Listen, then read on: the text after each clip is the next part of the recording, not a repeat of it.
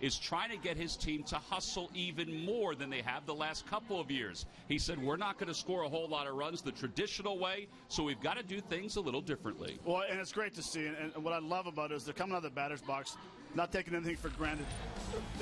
It's a ground ball. It doesn't matter where you hit it in the infield. These guys are coming out of the batter's box. You're putting the pressure on the defense. If they bob it a little bit, they have no chance. Coming out of the batter's box, they're thinking two. Now, all of a sudden, if they have a chance to think three, they pick up the third base coach. They know they can get there. It's being aggressive, but it's being aggressive smart. One thing they do every day is they work on something, either balls in the dirt, getting a read at first base, or going first to third. Cesar Hernandez hits the ball yesterday to left center. He doesn't hesitate. He's thinking two out of the batter's box, does a nice job picking up the coach at third base, gets into third base. So I really love the aggressiveness.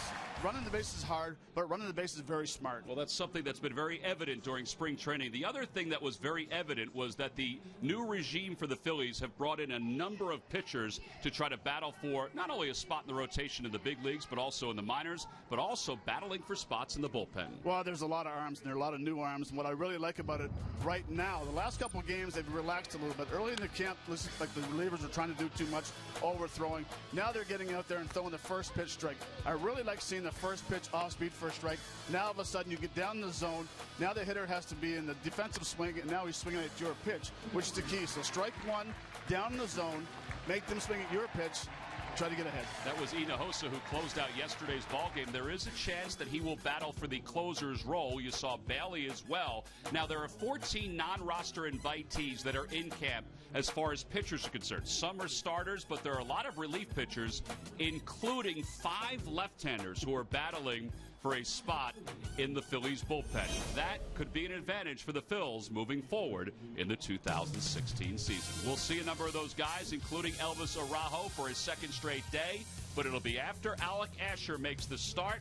Asher last year, 7 starts in the big leagues. Giovanni Gallardo, one of the big free agent pickups for the Baltimore Orioles, will be on the mound for the O's. Well, it's a gorgeous day. You might as well find a friend, maybe play some catch, and then also take in a little baseball here in Clearwater.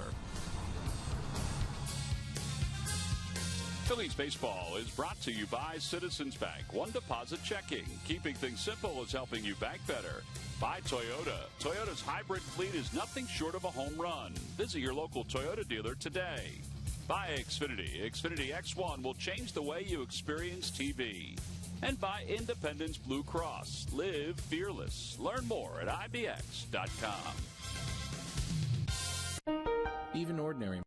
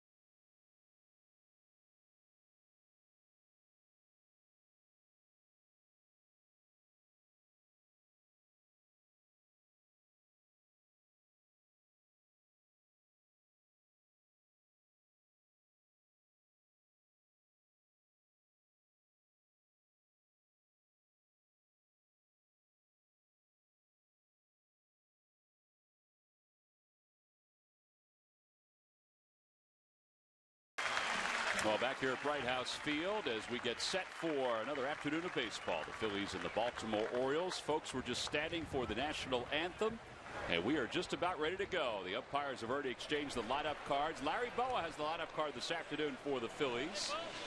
Buck Showalter, the skipper for the O's. Let's take a look at the Orioles lineup, brought to you by Xfinity. Xfinity X1 will change the way you experience TV. Machado leads it off. He's at third base. Scope, the second baseman, bats second. Then Chris Davis and Mark Trumbo. Young Soo Kim will be in left field. He'll bat fifth. Nolan Reimold's in right field, hitting sixth. The bottom third, Caleb Joseph, Paul Janisch, and Xavier Avery for the Orioles. They will face right-hander Alec Asher. He was scheduled to pitch today. Jeremy Hellickson, though, was scheduled to start, but Hellickson came down with an illness yesterday, so they made sure they just kept him at home because it's going around the clubhouse.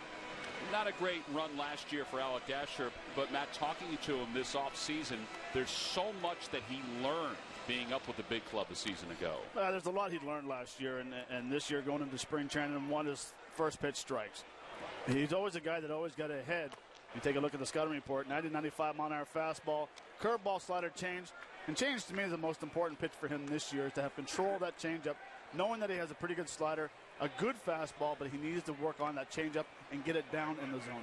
Sounds kind of strange, but he's got J.P. Arancibia catching for him today, and Arancibia has been great with some of the young pitchers in camp because he has so much experience and knowledge. And Asher, now 24 years old, big kid, 6'4", 230 pounds, acquired in the Cole Hamels trade last year. Well, Buck Showalter had a little bit of an extra game earlier today back at his complex. So there he is. He's arrived with John Russell, his bench coach. They are trying to pick up their first victory of the spring. We mentioned before that spring training records don't always matter, obviously, but you'd rather be on the north side of 500. Well, they're 0-8-1 so far to start the spring. And remember, Showalter was the 2014 Manager of the Year, the third time in his career. Well, you're a pretty bright manager when you have this guy to run out there every single day. Manny Machado, who last year 35 home runs, 86 runs batted in. Now 23 years old. And the first pitch of the day is in there for a strike. So we're underway. See those numbers a season ago. He has 68 home runs the last 4 years. They have the shift on with him, and Crawford will take care of him. One away. He's not your typical leadoff hitter. But spring training, he will lead off to get some extra at bats. Home plate umpire today is Eric Cooper. Marty Foster's over at first. Mark Carlson's at second, and Dan Iasonia is the crew chief over at third. The field umpires will rotate as the game moves on. That won't happen as much as the spring moves on. First pitch to Jonathan Scope is in there for a strike. Scope played in 86 games last year with the Orioles, over 100 games the year before. He's had a nice start to the spring as he bloops this one out toward right field, and Lowe won't be able to get it. Phillies had the shift on again, and Scope just blooped it right over the head of Darren Ruff. And they'll bring Chris Davis to the plate. Not very often do you see in spring training shifts on hitters, but your first three guys all have shifts on. Chris Davis is a fly ball hitter. Usually when he hits ground balls, it's usually to the right side. Tremendous power left center. 47 home runs a year ago. One home run this spring. He's 1 for 9.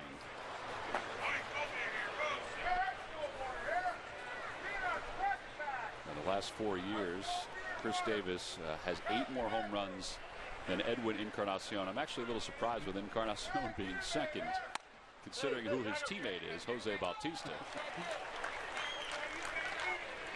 And Iasonia says Davis went around on that last pitch.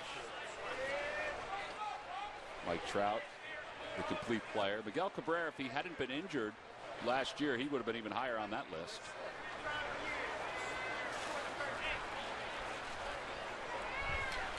Breaking ball, and it's 2 balls and 1 strike to Davis. who signed a 7-year, $161 million contract extension this past offseason. I think a lot of people in Baltimore were sweating whether he was going to go somewhere else.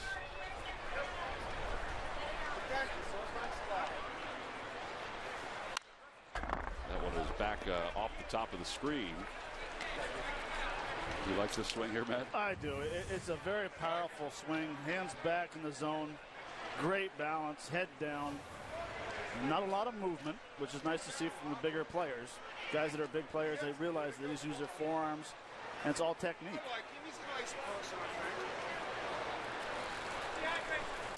Off the hands. Not a bad pitch. He got it in. And it remains 2 balls and 2 strikes. Phillies are hoping for Asher to go 3 innings here this afternoon. 3 from Asher, 3 for Severino Gonzalez. They were scheduled to back him up.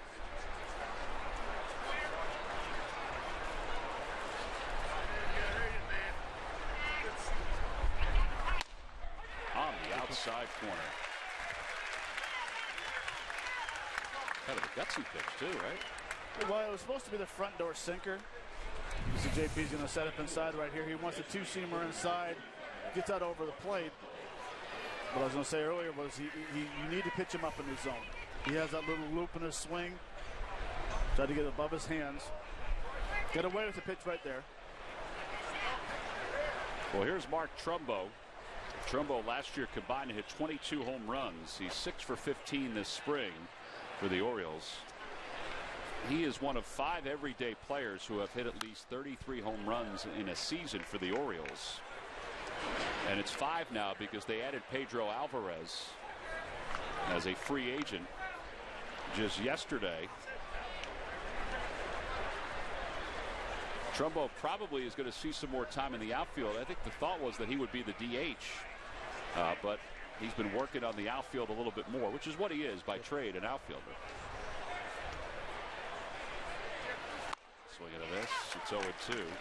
So you have Machado, Chris Davis, Mark Trumbo, Pedro Alvarez, and then one of the more complete players in the American League, Adam Jones, being the 5th. Because he is a wonderfully gifted defensive center fielder. No balls and 2 strikes to Trumbo.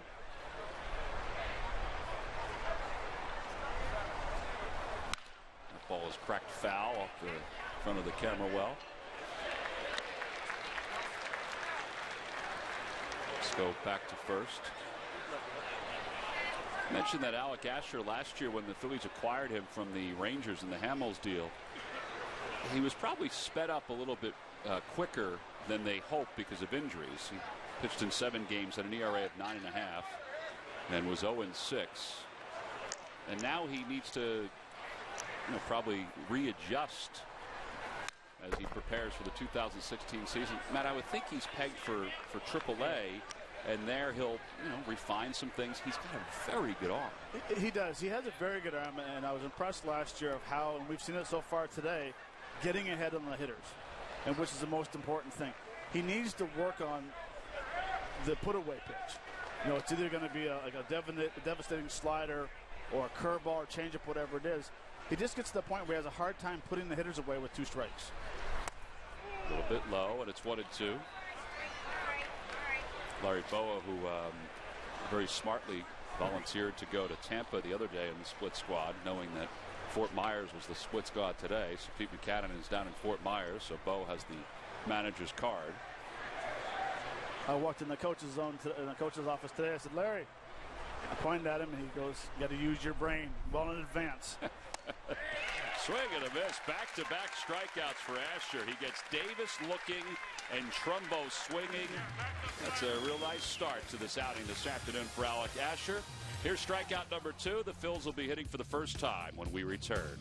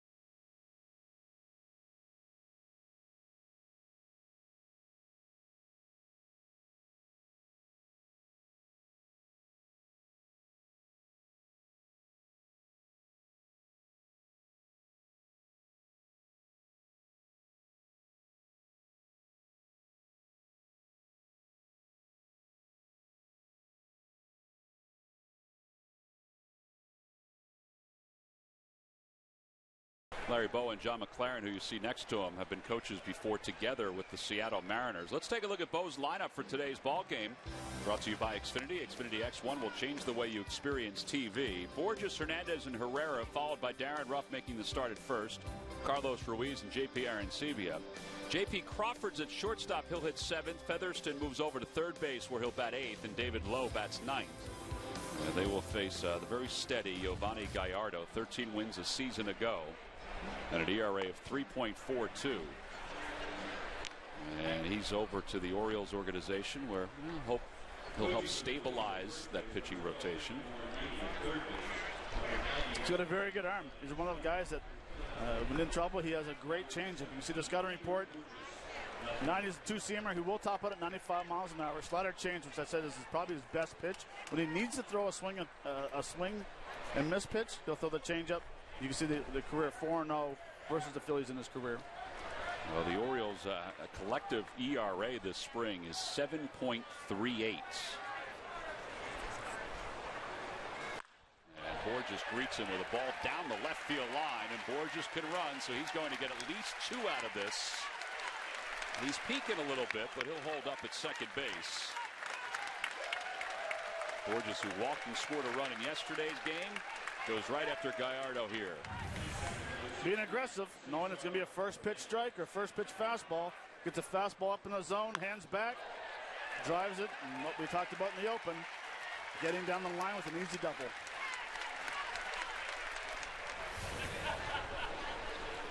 So in scoring position right out of the chute. Here's Cesar Hernandez, whose job is to get him over to third base any way, shape, or form.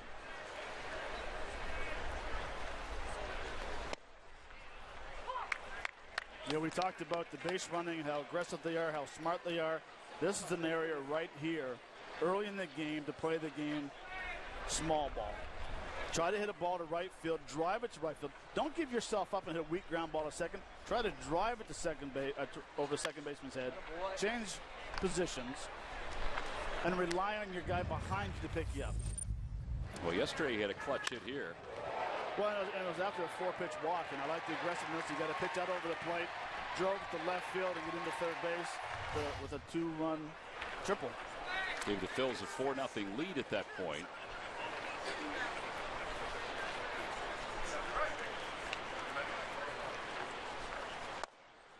Low, and it's 1 ball and 2 strikes.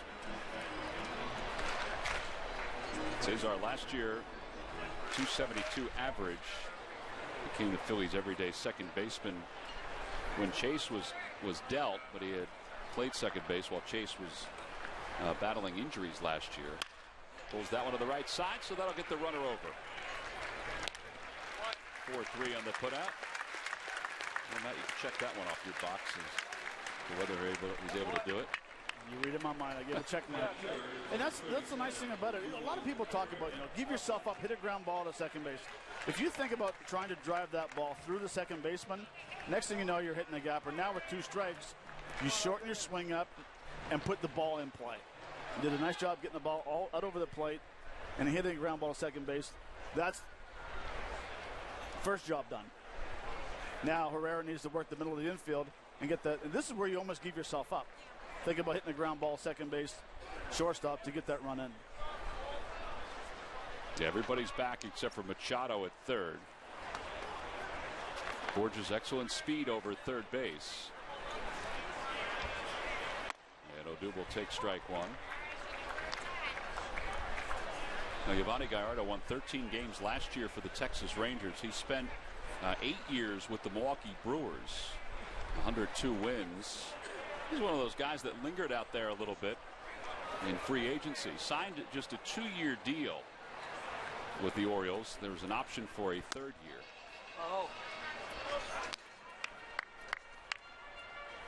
There was some thought that he would stay in Texas.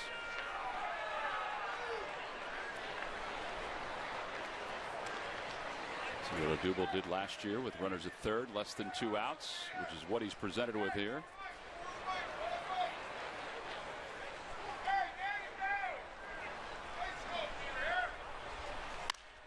Slaps it foul over to the left side, and it's 1-2. A lot of conversation going on over third base between Dave Brundage, who's the Lehigh Valley manager, who's coaching third. Juan Samuel made the trip to Fort Myers, and Peter Borges.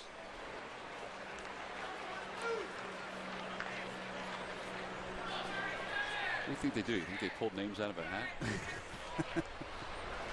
All right, Mickey, you stay here.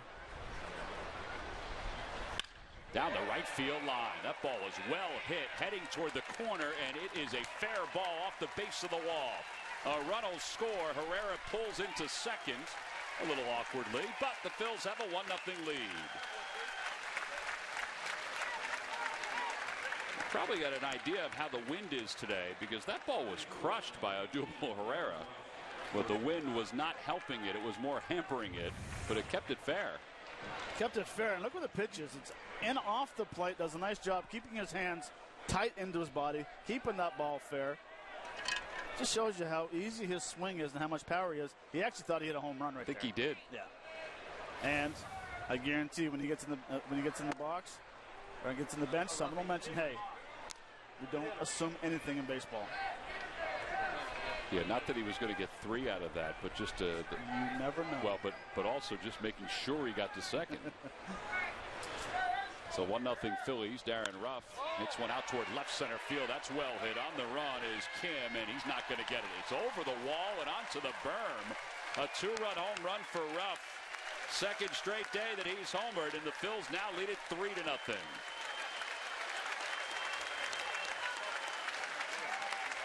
Well, yesterday, his 2-run home run gave the Phils a 2-0 lead in the first, and now he's helped them to a 3-0 lead here. It was just a line drive, and the wind just picked it up and took it off. What a strong man hitting right there. Fastball out over the plate. We talked about it all spring, how short his swing is and how powerful it is. Lets the barrel do all the work. Now Carlos Ruiz, the batter, and it's outside 1-0. We talked about the Orioles pitching staff and their struggles. They've continued here in the first inning at Bright House Field. An ERA of 7.5 coming in. 2-0 to Carlos Ruiz. Well, that has to make Ruff feel good, even because of the fact that it's against a right-hander. There's been so much talk about his ability to hit right-handed pitching. And Ruiz smokes that one. Nice play. Really nice play. There may be a thank you or two coming from people down there, including from the Hooters ball girl.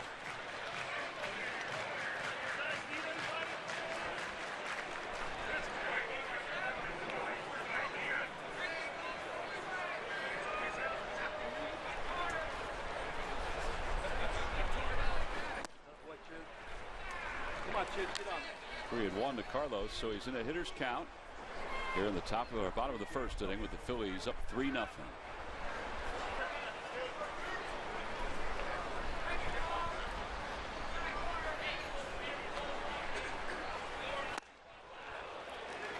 I think Chooch was a little out in front of that pitch. A little changeup.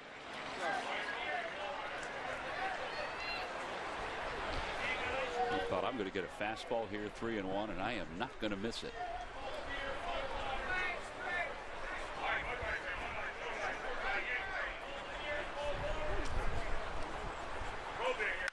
Out toward right center field. He didn't miss this one. Avery's on the run. He won't get to it. He'll play it on a hop. Phils have 4 hits in this inning.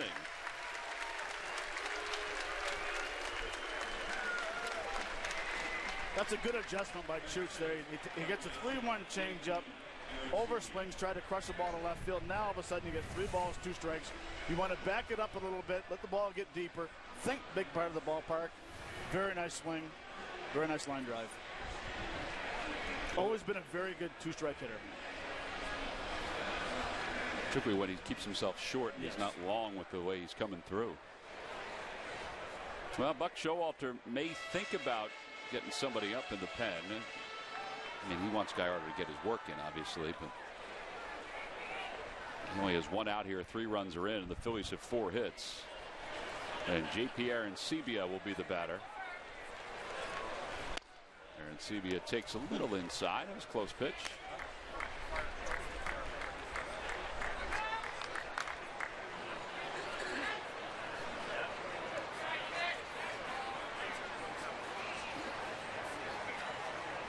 There goes Ruiz. Pitches high. Throw to second base on one hop is in time. Well, guys are supposed to have the green light. I don't know if Carlos has the green light or not. He had a pretty good jump, and it's actually a straight steal. Never looked in to see if it was going to be a hit and run. I don't know if someone missed a sign or Chooch was just feeling quick at that time. Caleb Joseph was able to skip that right off the grass. 2-0 to Aaron Sebia. And 2 balls and 1 strike. Aaron Sebia hit a home run on the first day of spring training games.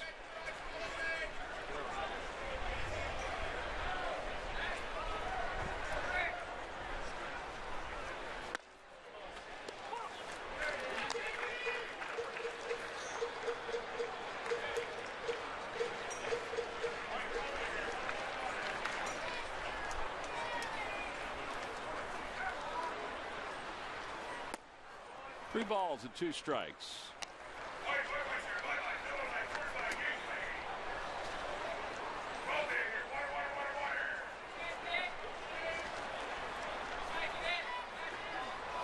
The 23rd pitch of the inning for Gallardo. Out to right field. And Nolan Reimold is there. And the inning is over. But a productive inning for the Phils. They scored 3 runs. Yesterday, Darren Ruff got the offense started with a 2-run home run in the first. Well, today, he's done the same thing. He helped the Phils to a 3-0 first inning lead. We'll go to the second here at Bright House Field with the Phils on top early.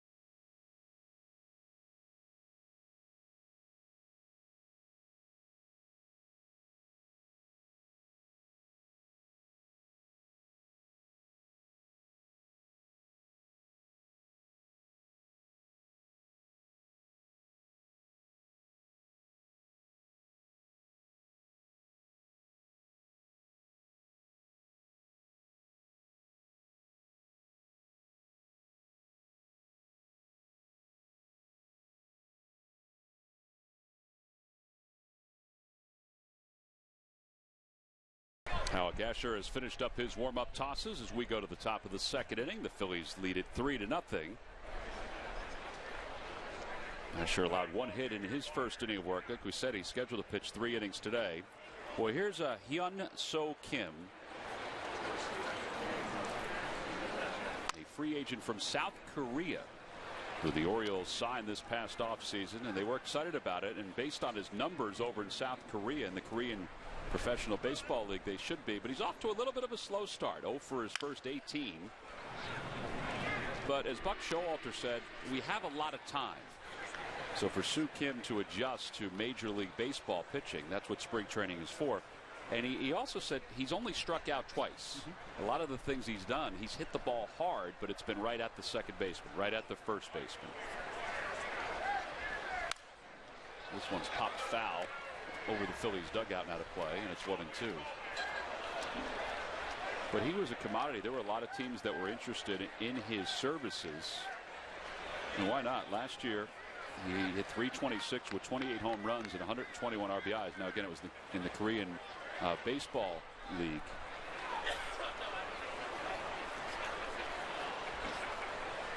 Here's the 1-2 pitch. And just missed inside, 2-2. Good location.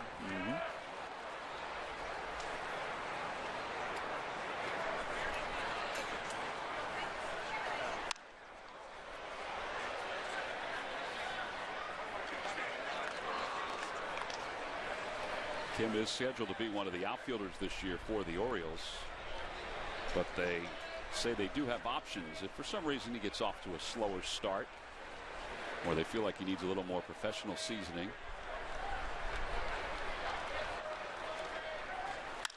That one's out toward left field. Borges to the track, reaches up to make the catch.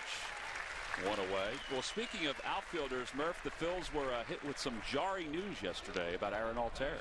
They were, Tom. You know, it just got a little bit more complicated with the Phillies' outfield situation. We heard after the game yesterday that Aaron Altherr is out for 4 to 6 months. He's going to need surgery on the injured wrist that he injured on this play right here back on March the 4th. When it first happened, it certainly did not look like something that was going to keep him out for the season. But we are told now it certainly will. He needs surgery to repair a torn tendon sheath in that wrist. And, you know, it's a shame because this is a 25-year-old guy who did enough last year to impress the powers that be, to give him the opportunity this year to be a starter. We had him penciled in as the starter in right field, and we're pretty excited about it. Now he's going to miss this season. So where do they go from here? Well, Matt Klentak said yesterday, is that ball? Whoa, Murph, whoa. We're laughing because it didn't hit you, Murph. Yeah, well, you'd have been laughing if it did, too. No, we would have been concerned. Yeah, let me... That ball was coming at you fast. I almost needed surgery to be out for the season. Mike wasn't protecting you you either. For 2 seasons. No, Mike was bailing. Thanks, Mike. Let's get back to Aaron Altherr. Much more important matters. Matt Klentak said yesterday that they're going to give the guys here in camp every opportunity to win that job now. I mean, there are jobs to be had. It's not like Altherr had it locked down, but he certainly was the favorite in the clubhouse. So now other guys are going to get a chance. And Matt said yesterday that he believes that they have enough talent in here to fill that from within, and that he owes those guys that opportunity. So those guys are going to get a chance going forward. But certainly it is a disappointing loss, not only for the Phillies, but certainly very disappointing for Aaron Altherr, guys. Yeah, and the hope is that he is back before the end of the season. In fact, you know, I guess the real positive is that there's potential he's back in July at some point. But it will all depend on how he recoups. Caleb Joseph takes a strike. It's 1-2. Alec Asher just struck out his third batter. He got Nolan Reimold looking. So 2 outs here in the top of the second.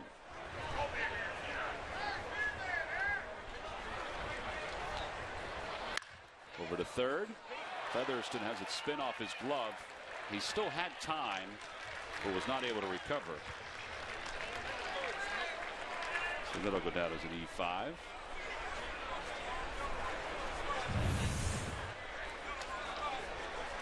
Yeah, just kind of hit him right in the heel of the glove.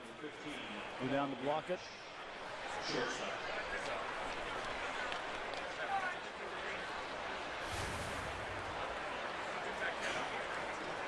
So a base runner for the Orioles. It is an E5, and here's Paul Yanush, the veteran shortstop.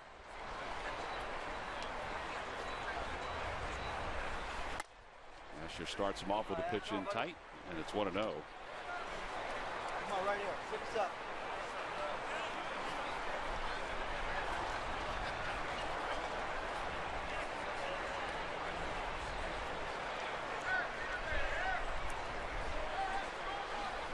There was a point when Paul Yanush was the everyday shortstop for the Cincinnati Reds. In fact, in 2011, he played 114 games as the starter for the Reds.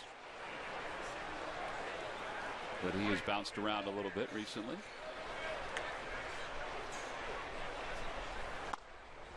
Come on, right here. Let's go. You know, I just want to give Murph a little advice and a little coaching down there. Whenever a right-handed hitter hooks a ball down the corner, never go to your right because you're running into the ball. Go left. I think if he had gone left, he would have been in the bleachers. That one is deep foul down the left field line. Yeah, Matt, that is excellent advice, which I will soon forget when another streaming line drive comes at my head. Well, as soon as I saw the ball going down, I should have yelled, "Go left."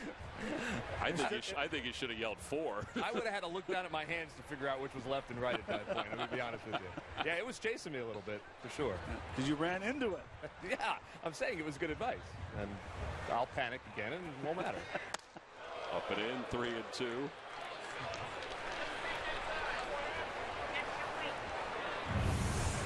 He wants that fastball inside. No, not even close. Good pitch. Nothing wrong with old school baseball, knocking some guys down once in a while.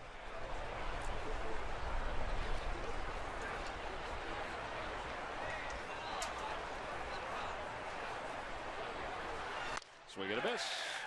He got him. 4th strikeout for Alec Asher. 2 in the first, 2 in the second. We're also going to start logging up Greg Murphy's trials and tribulations. Finder! That foul ball really did go foul. Right now, any classic.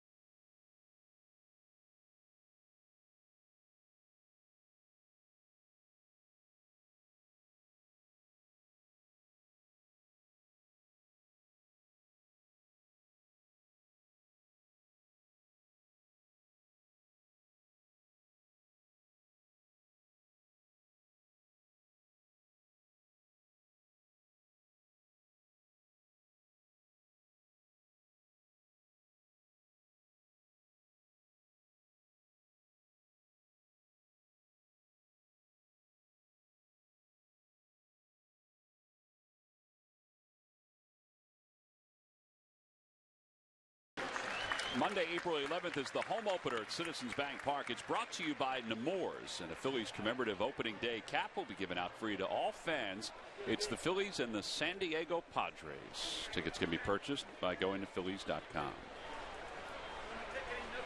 3-0 Phillies as we go to the second.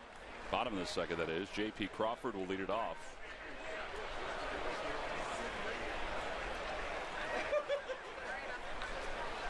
Crawford takes the first pitch a bit high. It's 1-0. Today I watched J.P. Crawford's BP, and I watched how he was sort of sliding in with the rest of the veterans. He seems very comfortable.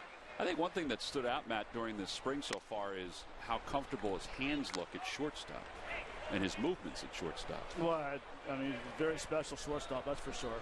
He's very smooth.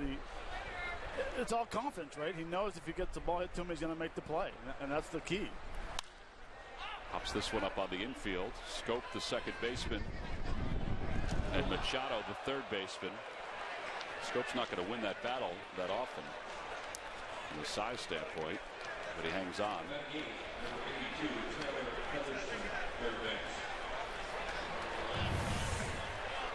can see both guys are yawning for it. A collision that you usually see in spring training.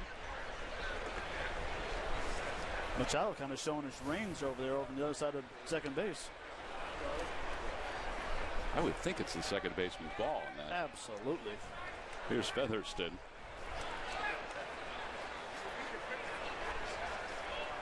Featherston does have a home run this spring, hitting .091.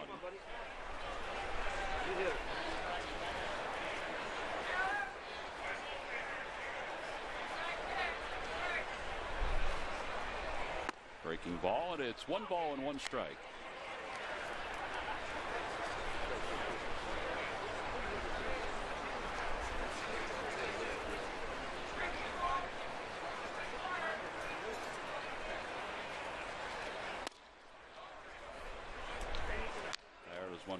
pitch was.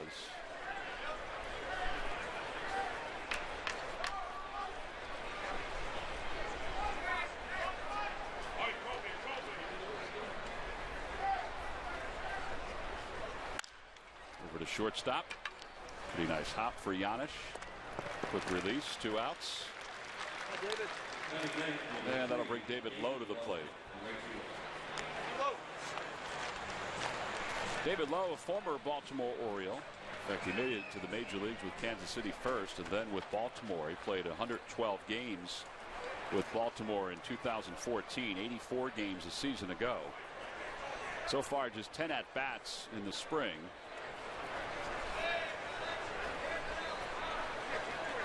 But Murph was discussing the players from within who may garner a roster spot with the injury to Aaron Altherr and eventually a starting spot. Well, Lowe is one of those guys that could garner a roster spot. That he is. Plays good defense, runs the bases well. Just needs to prove that he can hit up here. Outside, 1 ball, 1 strike. You know, he's going to get an opportunity in spring training. Matt, this may be a question for Pete Buchanan, and we'll pose it to him maybe before tomorrow's ball game. But when you think about right field, you think about a strong throwing arm. And you think about Jason Worth when he was in right field for the Phillies, or even Victorino, who had an excellent arm in right field when he was out there before moving to center. Aaron Altherr was a very gifted athlete. Out of the guys that are left in camp, I don't know who has the strongest of arms just yet watching it, but the Phillies may have to not worry about that going into the season. Yeah, that's an area where I think you think twice. You know, that's your second thought on. You want a guy out there who can catch the ball. For me, I think the best arm right now, and then depending on if he makes the team, if he stays with the team, is Goodell, who's a Rule 5 kid. He's got a tremendous arm. You know, he's had a good spring training so far, hitting-wise. I don't think defense is not an issue with him. That one's hit sharply, and Davis, who is a very good first baseman, makes the play on the glove side. And the Phillies go down in order in their half of the second inning. We've completed 2 here at Bright House Field. It's almost feeding time as we go to the 3rd.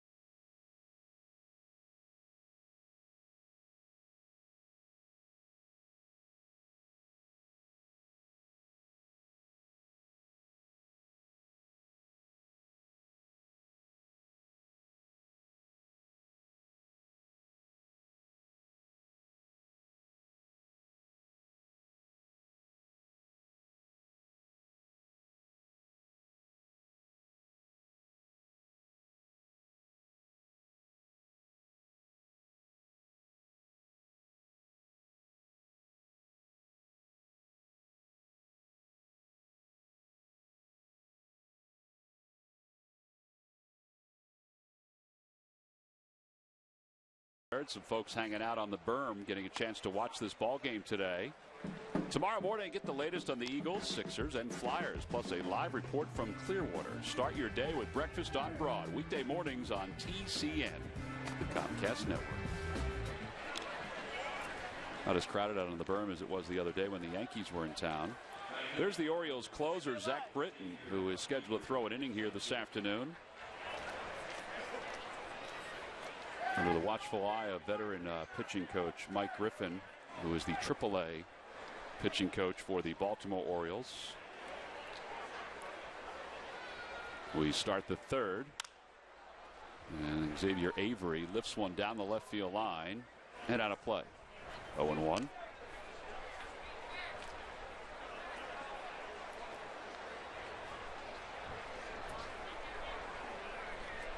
Well, Asher looks very good so far, man. He does. Very good.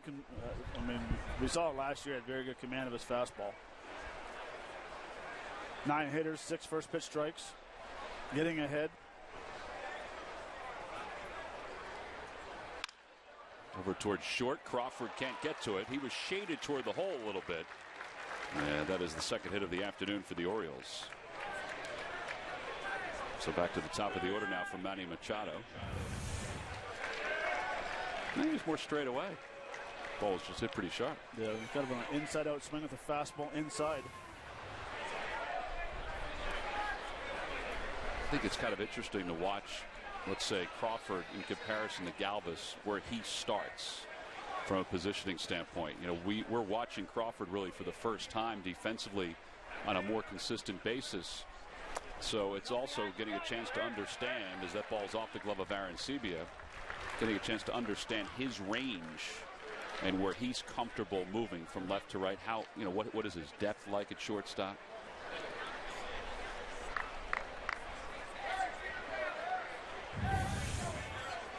A two-seamer down and in.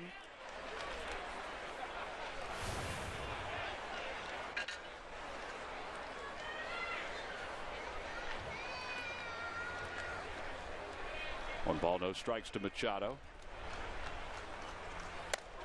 Way upstairs, 2-0.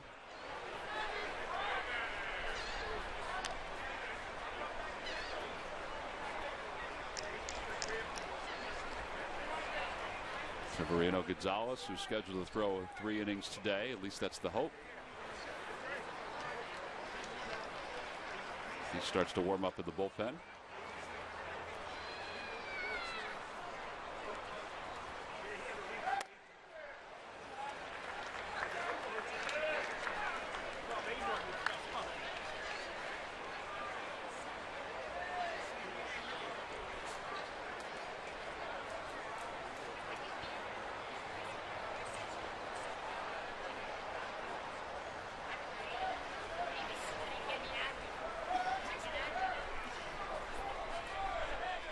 Think about all the success that Manny Machado's had. 68 home runs in 4 years, a 2-time All-Star. He will begin the 2016 season at the age of 23. That one is deep down the left field line, and it's going to hook foul. Nope, it's fair. It's a home run for Manny Machado. A 2-run shot. And he's just pulled the Orioles within 1. It's a 3-2 ball game. But, Matt, he is just 23 years old.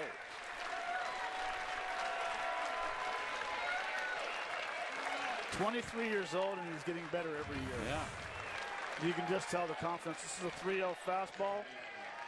Inner third. Does a nice job keeping it fair.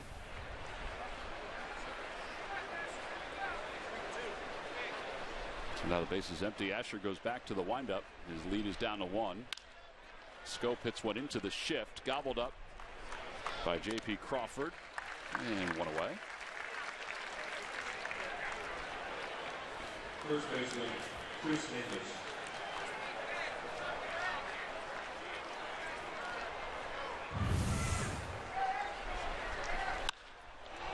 I wasn't sure if it's going to be fair or foul. Carlton Fisk. He was leaning the wrong way, though.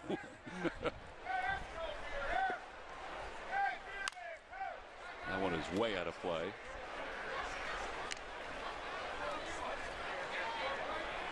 Well, get used to that if you're an Orioles fan. They're middle of the order. If they hit what you expect them to hit, that's going to be a tough middle of the order to deal with. And they signed Alvarez to be their DH. He's going to strike out a good amount, but still, he's going to hit some home runs. You think about that fence out in right field, the wall out in right field in Camden Yards. Whew. 2 outs for the Orioles. The additions and subtractions for the Orioles going into this year. Thayer will help out of the bullpen. Vance Worley, who's scheduled to pitch today, might have a chance to be part of this roster. Chen is a tough loss. I mean, only because we saw him when he pitched against the Phillies, and he was dominant, but he's off to the Marlins. Here's Trumbo. Trumbo played 46 games last year with Arizona, 96 with Seattle. He went around on that. 1 ball and 1 strike.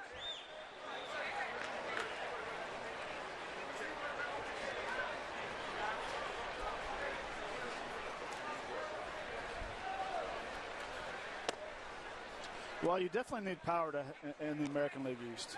Yeah, I mean, Baltimore has some thunder in the middle of the order. Boston, New York, and Toronto, of course. So you need to match other teams. You actually sounded like you were almost from Boston when you said Boston.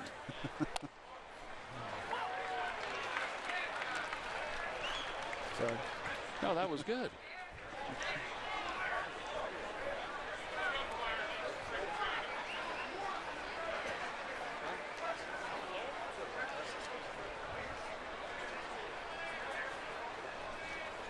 Swing and a miss. Trumbo down on strikes. 5 strikeouts in 3 innings for Alec Asher. The only blemish was a 2-run home run by Manny Machado. It came here in the top of the 3rd. Was it fair or foul? He wasn't sure. It wound up going fair, or staying fair, I should say. It's a 1-run game. Hi.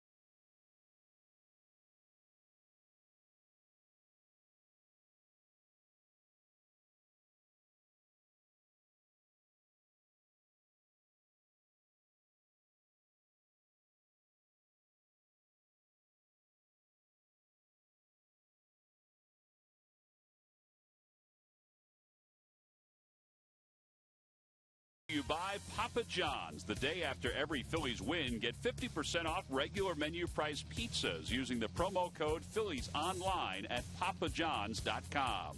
And buy WB Mason. You can't go wrong when you buy right. Well, Matt, if you were doing a traffic update, you would say right now the traffic is pretty clear here at Bright House Field. Sunshine is in abundance. We'll go to the bottom of the 3rd inning, and the Orioles closer, Zach Britton, will take over. He is scheduled to throw an inning here this afternoon. Britton, who was an all-star a season ago for the Orioles, had 36 saves, which was a hair less than what he did the year before. He had 37 in 2014. Facing the top of the Phillies order. Already out there throwing 95 miles an hour. This will be his 3rd game. He's allowed a few hits so far in his first 2 innings.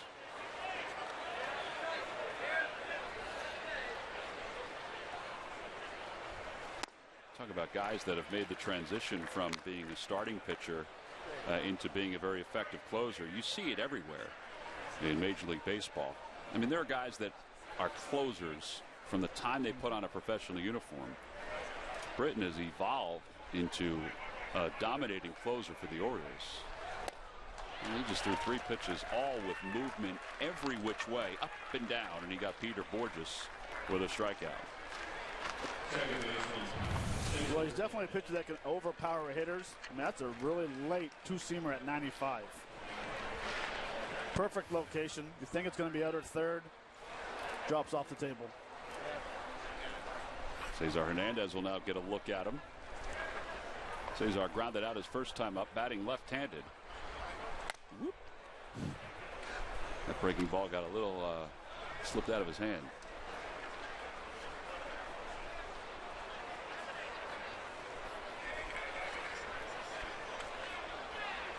You might see him double up on it. Usually in spring training, if you make a mistake, you're going to do it again.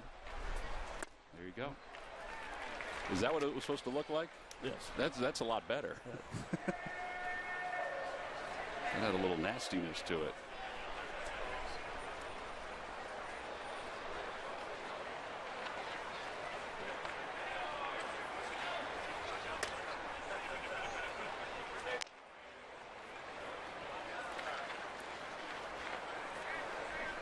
I can't imagine what he looks like for a guy like, let's say you, for a left-handed batter, particularly when he throws the slider the way he does. It's tough enough for a right-handed hitter because the fastball jumps up at 95, 96. Well, I mean, for me, I'd be looking at him from a long way away because I'd be sitting behind Charlie Manuel right now down by the bull on the bench. But he does. He has a very short arm delivery, a powerful delivery, and that slider is like it's nasty. It breaks hard and down.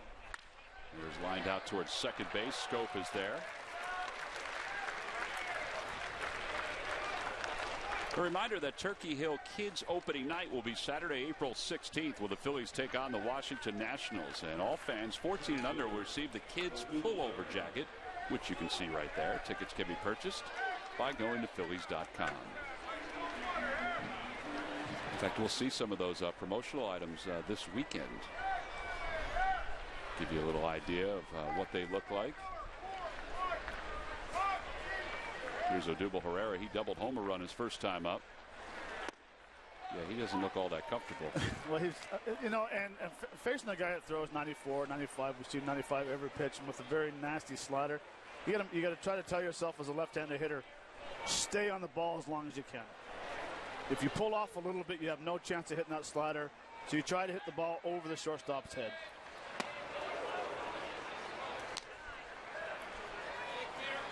If you get caught up with the guy throwing 95, see the fanatic to his antics. Right place, right time. So if you think about trying to pull a lefty who has a very good slider and a very good fastball, you're going to pull off every time. Yes, he's flinching there. Now Odubel could be timing him to a certain, because now he's seen fastball and two sliders. That's just a front door slider. Yeah, he doesn't like that. It's almost like a slurve in between a slider and a curveball.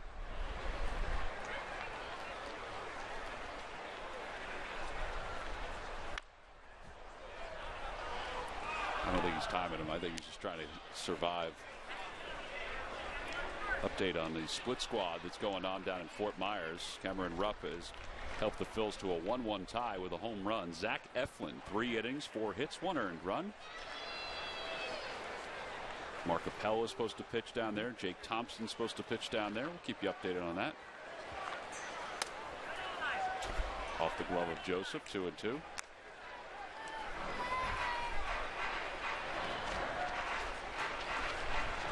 We've seen Thompson here at Bright House Field. I'm excited to eventually see Appel and see what he can bring. We've also seen Eflin here at Bright House Field. Appel was one of the players acquired in the Ken Giles deal. Swing and a miss. 94 on that fastball, so Britton gets 2 strikeouts here in the third. Nothing across for the Phils. Even though the Phils went hitless, everybody's happy out at Frenchie's Tiki Bar because the Fanatic is visiting.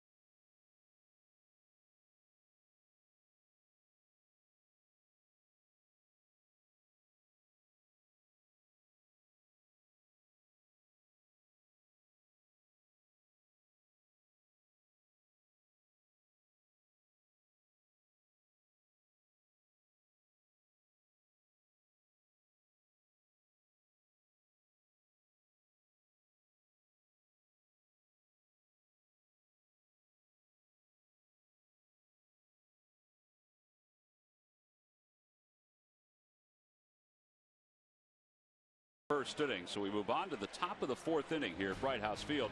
Tonight, Michael Barkan has a lot to talk about with Ray Dittinger about all the Eagles' recent roster moves and how that will affect the offseason. Philly Sports Talk presented by Comcast Business tonight at 5 on Comcast Sportsnet. Severino Gonzalez pitching in his second spring game. He pitched the opener here at Bright House Field and allowed a couple hits in 2 innings of work. So he'll take over for Alec Asher.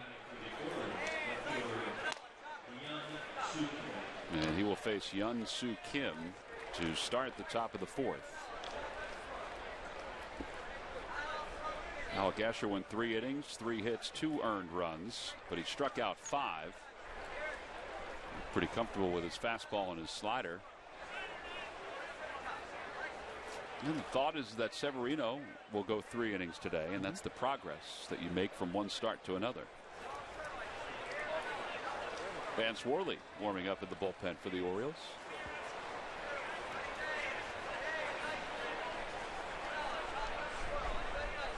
Fastball in there. It's 0-1. Kim flied out to left field his first time up, flied out to the track.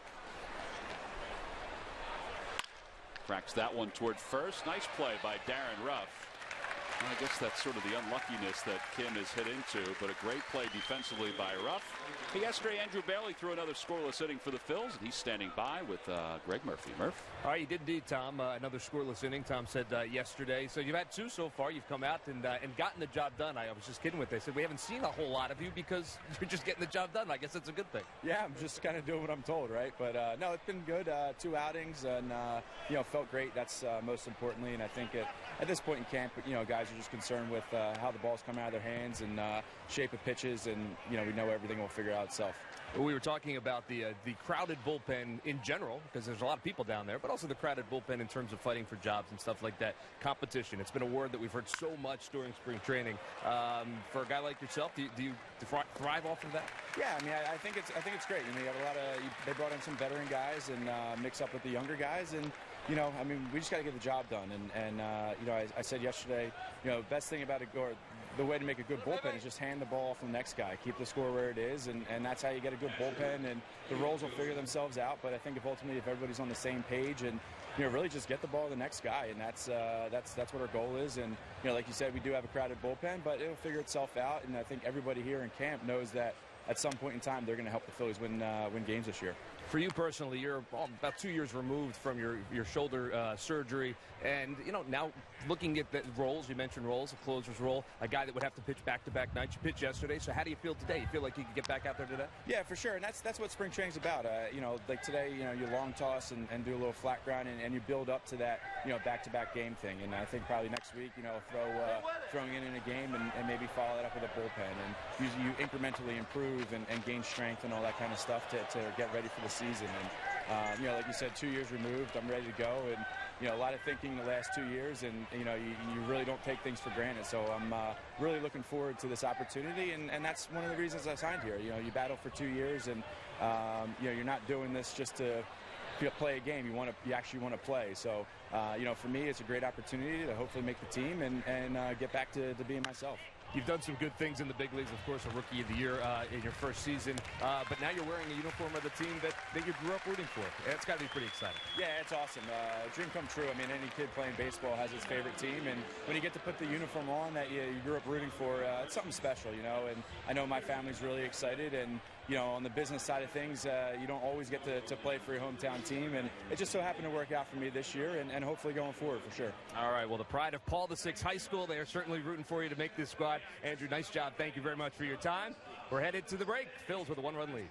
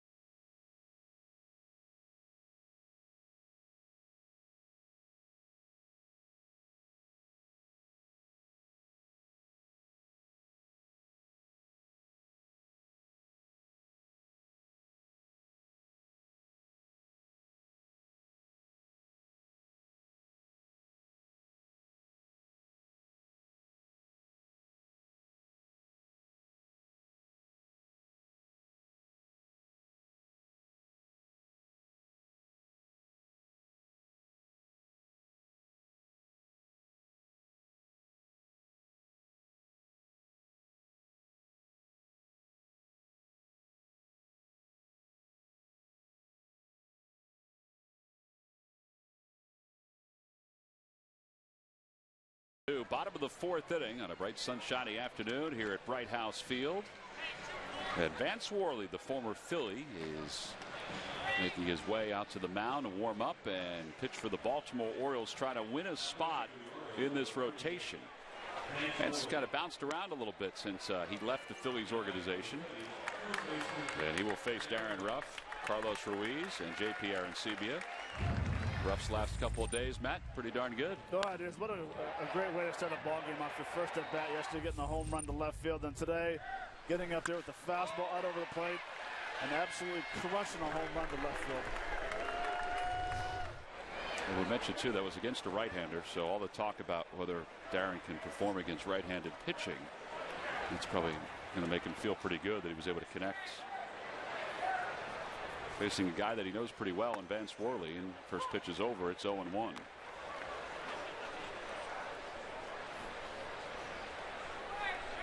Vance is now 28 years old.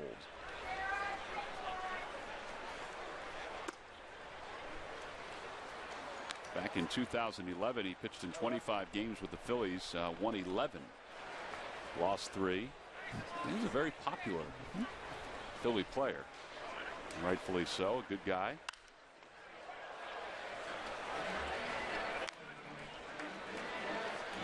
Total numbers with the Phillies, 18 wins in 46 starts. Since he left the Phillies, though, he's been with Minnesota, Pittsburgh, and now with the Baltimore Orioles.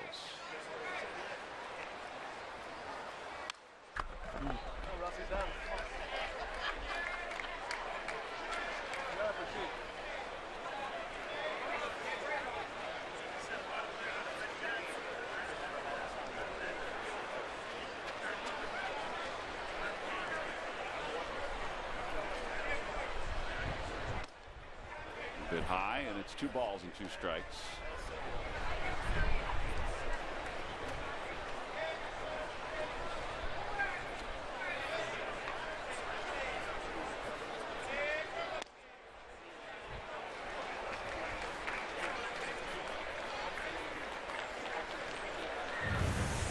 This is a very good slider, but even a better take. He's seen the ball very well.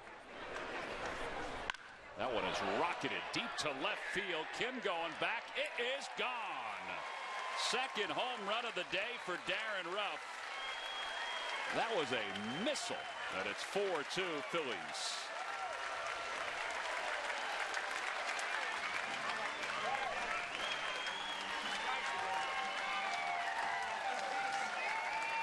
That was actually the third very good swing of that at bat. He gets a fastball up in the zone.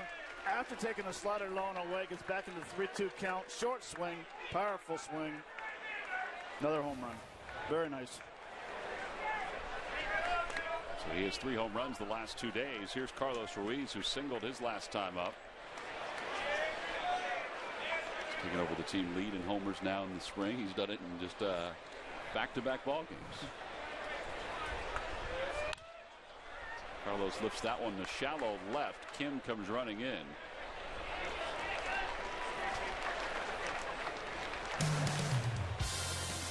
Phillies baseball is brought to you by Toyota. Toyota's hybrid fleet is nothing short of a home run. Visit your local Toyota dealer today.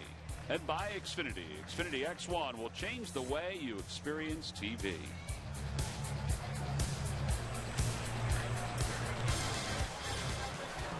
Darren Ruff's 2 home runs have helped the Phils to a 4-2 lead in this game, and Arancibia pulls one down the left field line, and that'll go to the corner. And he'll pull into second base with a 1-out double.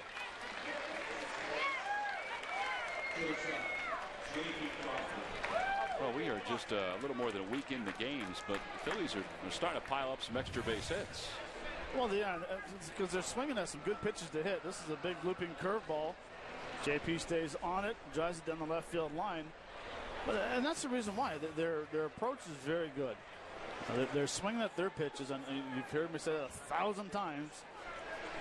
But I just like their approach. I mean, they're being very aggressive, and they're driving the ball to the gaps and down the line with some power. Yeah, that's 5 extra base hits out of the 6 that they put together here this afternoon.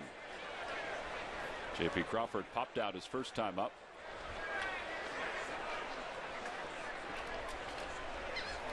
And now Caleb Joseph out to talk to Vance Worley.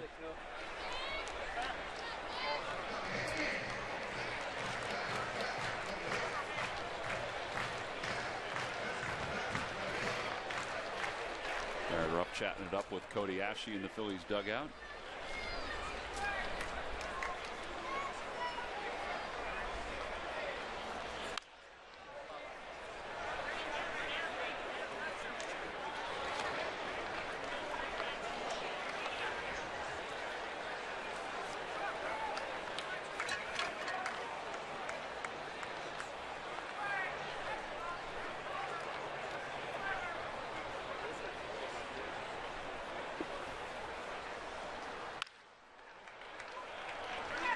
Ground ball to the right side. Aaron Sebia moves over to third. And there are 2 outs. And Taylor Featherston will be the hitter. He grounded out to shortstop his first time up.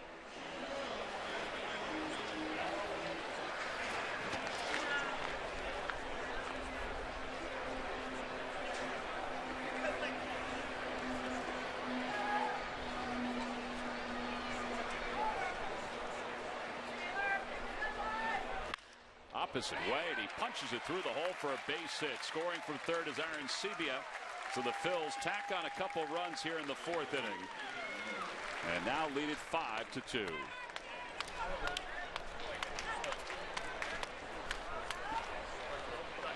You want to talk about letting the ball go deep. Yeah, and that's a good adjustment. His first at bat, he hit a chopper to shortstop. This time he stays back, drives the ball to right field, stays inside of it. He was in the group when I was in uniform, and I was watching him hit every day, and that's his swing right there. Line drive to right field.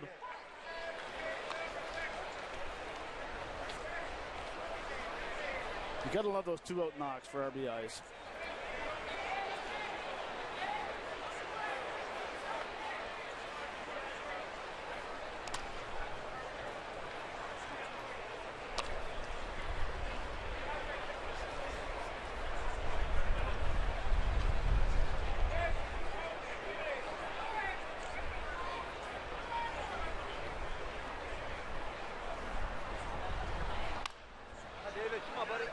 David Lowe hits one over our heads, and it's no balls and 2 strikes.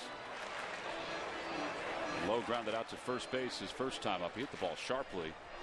And he does the same thing here. Chris Davis won't be able to make the same kind of play. Holding on the runner at first base.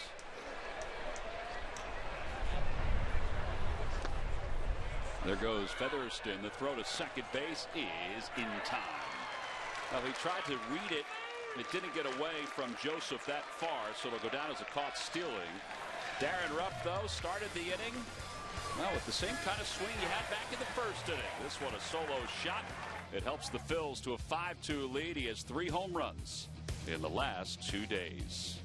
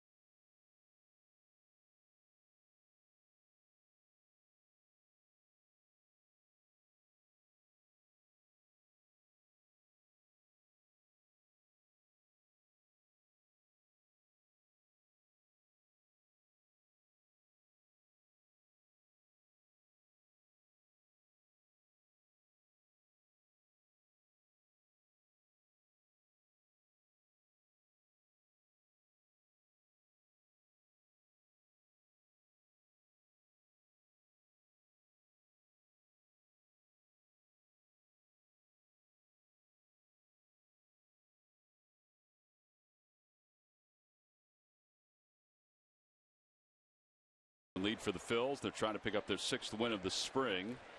They split squad day. Part of the team here, part of the team down in Fort Myers, taking on the Twins. Severino Gonzalez pitched a 1-2-3 4th inning in relief of Alec Asher, who was good through 3. And now Gonzalez begins the top of the 5th against Paul Janisch. And it's 0-2. Another update from what's going on in Minnesota. Well, Cameron Ruff and Darren Ruff are pretty good friends. I don't know if they've got some kind of bet going today.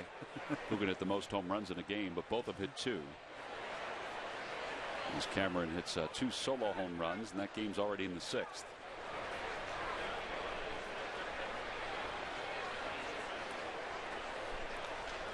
Oh, 2 pitch on the outside corner, and Gonzalez gets a strikeout.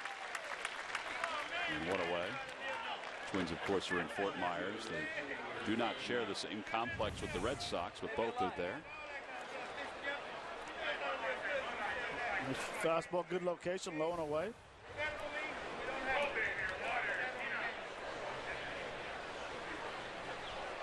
Avery lines one, caught by J.P. Crawford.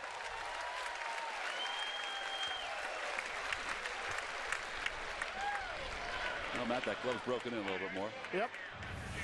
Right place, right time. Showing a little bit of basketball skill right here, getting up, timing it nice.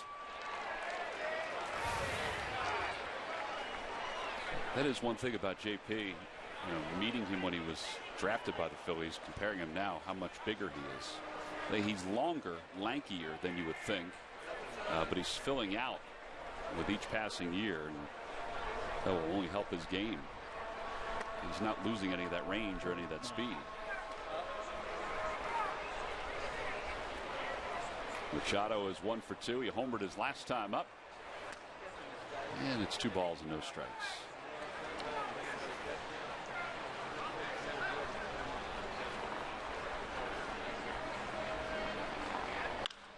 Out to center field, Odubel Herrera, who was working on that during batting practice today. He's able to put it away. 6 up, 6 down for Severino Gonzalez, and we head to the bottom of the 5th inning.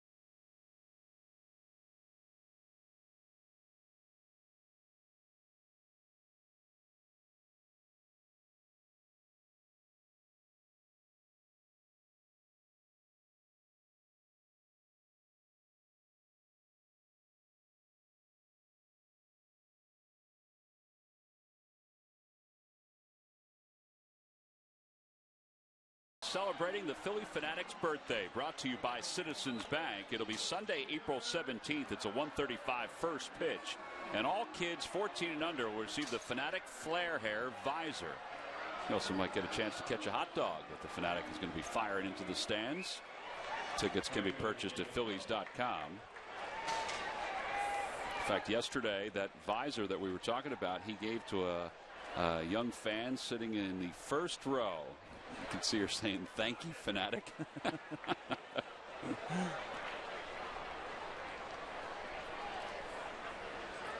There were smiles all over the faces of the kids that came out yesterday, as you would imagine. David Lowe leads it off after being up when Taylor Featherston was thrown out, trying to advance to second, and what he thought was a wild pitch. Vance Worley allowed 2 runs in his work. And it's 0-2.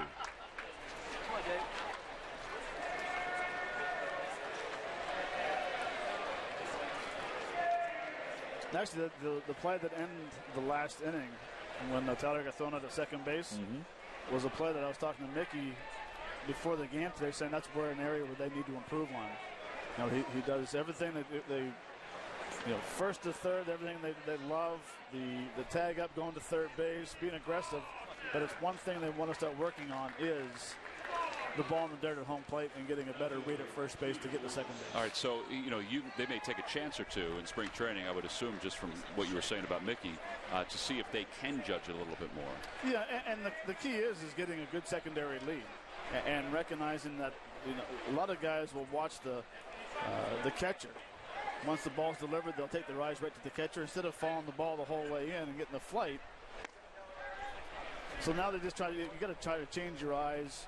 Especially for some guys that don't run real fast. Right. You need to get a good secondary lead, follow the ball the whole way in, and you can tell if the flight's going to bounce or not. Borges takes inside. 1 ball, 1 strike to the Phil's leadoff hitter. 1 for 2 today. Doubled and scored a run. Struck out.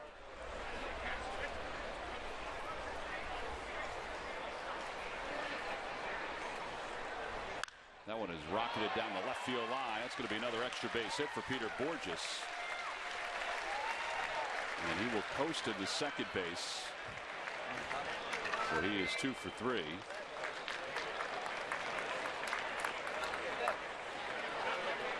This is not a replay from the first at bat, where he hit the double the exact same spot, the exact same swing, getting that foot down early, getting the hands back, and just throwing the barrel.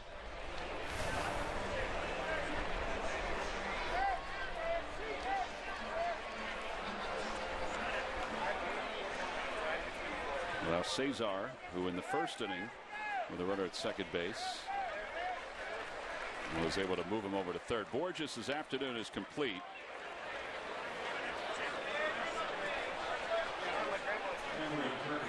And Cameron Perkins will be the pinch runner for Peter Borges, one of the minor leaguers that has been brought up to play in today's game.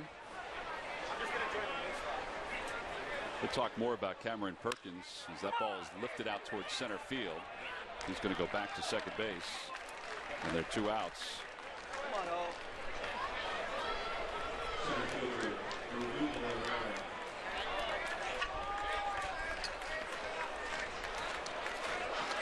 Parker Bridwell is loosening in the pen. And here comes Odubel Herrera.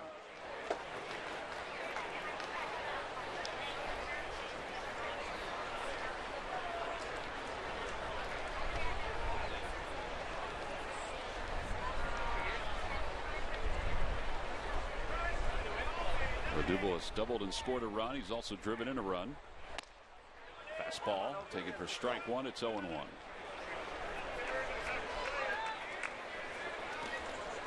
I think he's going to like the comfort of this at bat more so than the last one against Zach Britton. He's just thinking the exact same thing. Nothing against Vance Worley. Oh, no. Come on, good hitter.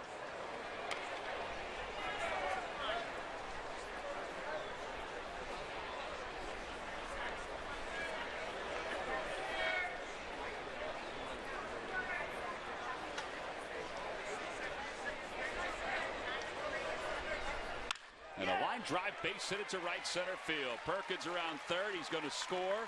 Odubel's going to hold up at first, an RBI single. And it's now 6-2. That ball got away for a moment, but Machado was there to back it up. That's 2 RBIs this afternoon for Odubel Herrera.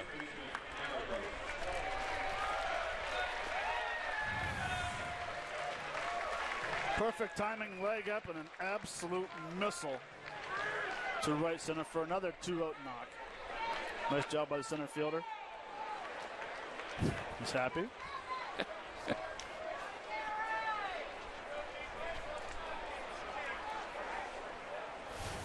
Well, El Torito has got a couple of hits today and a couple of RBIs. Darren Ruff, who's homered in his last 2 at-bats. He's homered 3 times in his last 5 at-bats.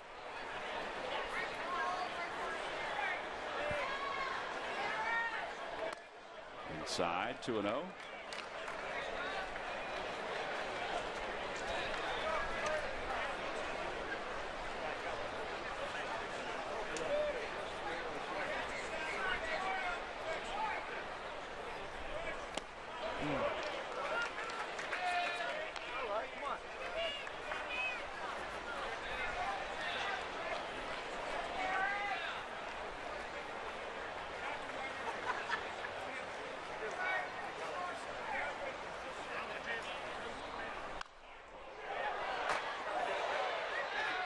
Here are the home run swings for Darren Ruff. Short and powerful on a 1-0 count. Drove that ball to left center.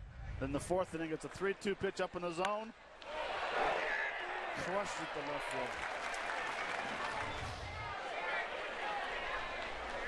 Runner goes, pitches low, throw to second base by Joseph, and he is out at second base. Caleb Joseph has thrown out 3 runners trying to steal here this afternoon, as Odubel Herrera is gunned down. His RBI single has helped the Phils to a 6-2 lead as we go to the 6th.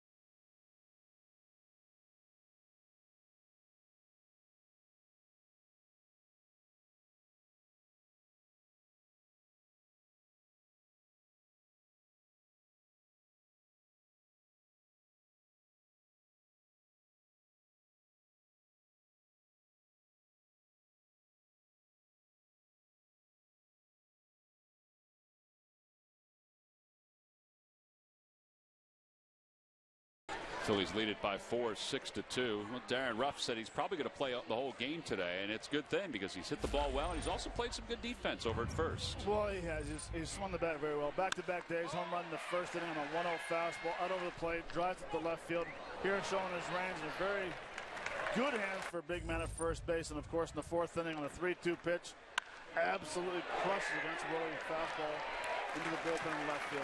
A very nice day offensively and defensively.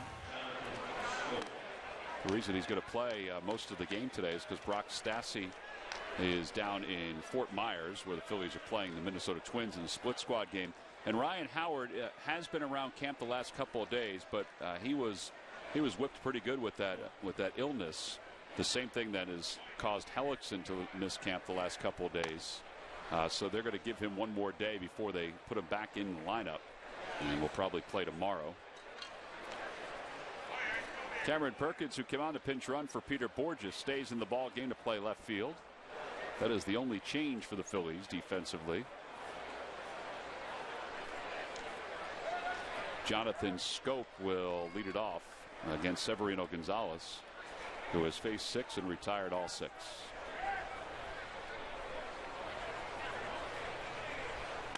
First pitch is over. It's 0-1.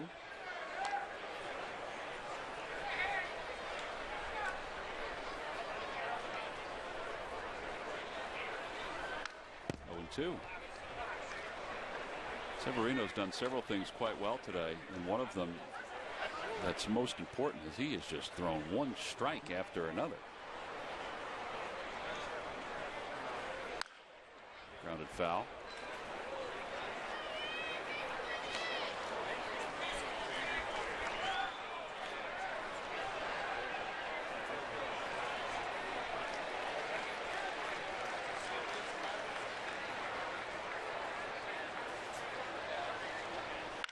Hot shot through the hole. And a base hit for Scope. A leadoff single. Well, I mentioned that Cameron Perkins is playing left field. He came on to run for Peter Borges, who was standing by with Greg Murphy. That's right. He ran right down here, down the line, and is joining us now. I was just teasing you. I said, hey, you're wearing out the left field corner. We're diving out of the way of balls, but that's a good thing, right? It is, especially when they're falling for hits. Obviously, I think I want to be a little bit more up the middle, but when they're falling in for hits, I can't complain. Talk a little bit about how you ended up here in Philadelphia. Obviously, you come over from St. Louis and with an opportunity to win an outfield job. I know that's exactly what you're looking to do, but, when you had that opportunity, was it an easy decision for you? Yeah, I got picked up on waivers over here, and I was excited when I talked to Matt on the phone. It sounded like an opportunity to play, and that's something that, wasn't there in St. Louis. My role was kind of as a fourth or fifth outfielder, and that was a role I was accepted and tried to do the best with. And hopefully this year I get some more bats and can help the younger guys and win some games. So you arrive in camp, obviously, with a plan of attack, as they're able to turn two right there. Well, we're going to have to cut this one short, soon, but with a plan of attack, no doubt. So what is it as you come into a new camp and with a new group of teammates for you? You know what? It's really just trying to be consistent in the batter's box, and that's one area that I haven't been in my career where I haven't been too consistent, and I've struggled at times, and it's also gone hand in hand with playing time sometimes. So that's the biggest thing, is just try to be consistent in the box, hit line drives, and play good defense. And I think I'll be playing a corner this year, which I'm fine with, and it's kind of exciting learning a new position. Yeah, I know you can play all three. Do you have a preference? Do you love center field? I mean, is that your first choice if given the choice? Yeah, but I've always played center. I love playing center, but honestly, when I can take away a hit from somebody, it doesn't matter from the left or right or center. So it's going to be fun, and it's fun playing with a Double. He's a gamer, and it's fun just watching him go about his business on a daily basis. And playing against him, you could see he was a gamer. He could hit, and he was just a solid baseball player. And it kind of pumps me up when I see him in the dugout. He's kind of no nonsense. He just wants to win. Yeah, he brings a lot of energy. We saw that last year. Before I let you go, one of your outfield mates, Aaron Altherr, unfortunately lost for 4 to 6 months. You know what that's like. I mean, he was going to get an opportunity and is not going to get it this year. You can speak to that because you went through the same thing. Yeah, it's tough. I had some injuries in Anaheim, and for a year where I was supposed to play every day, and I was hurt pretty much the whole year. I pulled my hamstring and broke my wrist. So it's a tough spot to be in, and I feel bad for him, because it's an opportunity where he could have went out and really established himself as an everyday guy. But I think the most important thing is for him to get healthy, and he'll get another opportunity, whether it's here next year or somewhere else. He's going to be just fine. All right, Peter, thanks for your time. We appreciate it. Yeah, go back to the clubhouse, enjoy yourself. We're going to head to the break. Phils with a 4-run lead.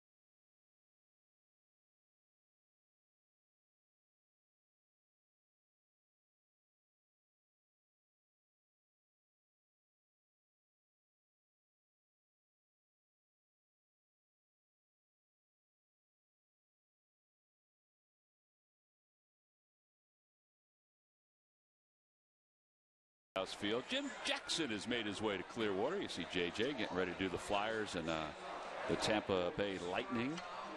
Getting a chance to spend a couple of days down here in spring training. The great Bill Giles in the yellow. That's Chris Walker, who takes over at first base for the Baltimore Orioles. As we start the bottom of the 6th inning, Parker Bridwell will be the new pitcher. And he is on to face Darren Ruff. 2 spring games so far for Bridwell. 3 innings of work. Delivers outside, 1-0. Last year he was in Bowie with the Bay Sox, where he was 4-5 with an ERA of 3.99.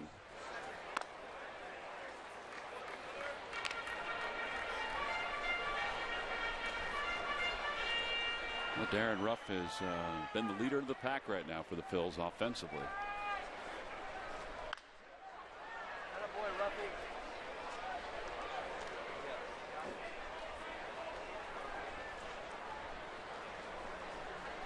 He was up when Odubel Herrera was thrown out trying to steal to wrap up the 5th inning.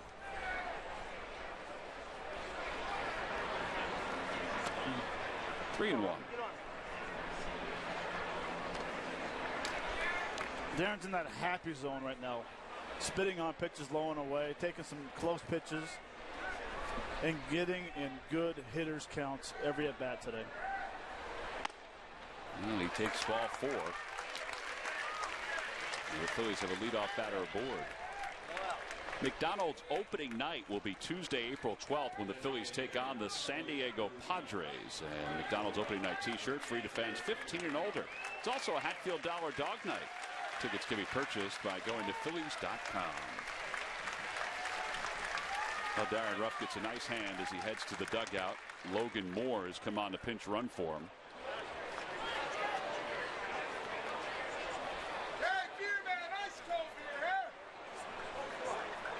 As Carlos Ruiz takes a strike, it's 0-1.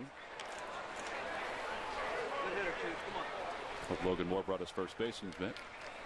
Well, you might see JP go to first. Well, you could, and more catch. That's a good point. Aaron Sebia is in the on-deck circle. Up high, and it's 1 ball and 1 strike to Ruiz. Greg Burke. Good hitter. Come on. Looks like he'll pitch the 7th inning.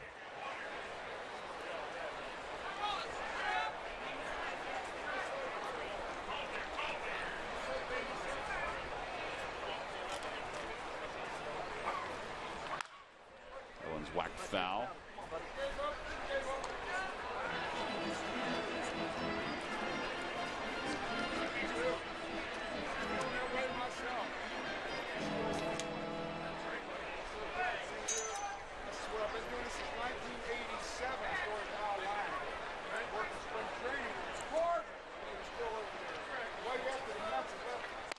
And a strike 3 called on the inside part of the plate. That was sneaky fast. 92 miles an hour.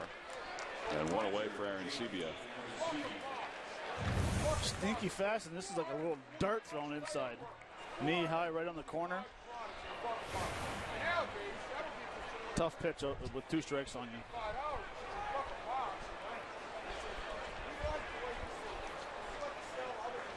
Aaron Sebia has doubled today and scored a run. He's also flied to right field. Swing and a miss, and it's 0-1.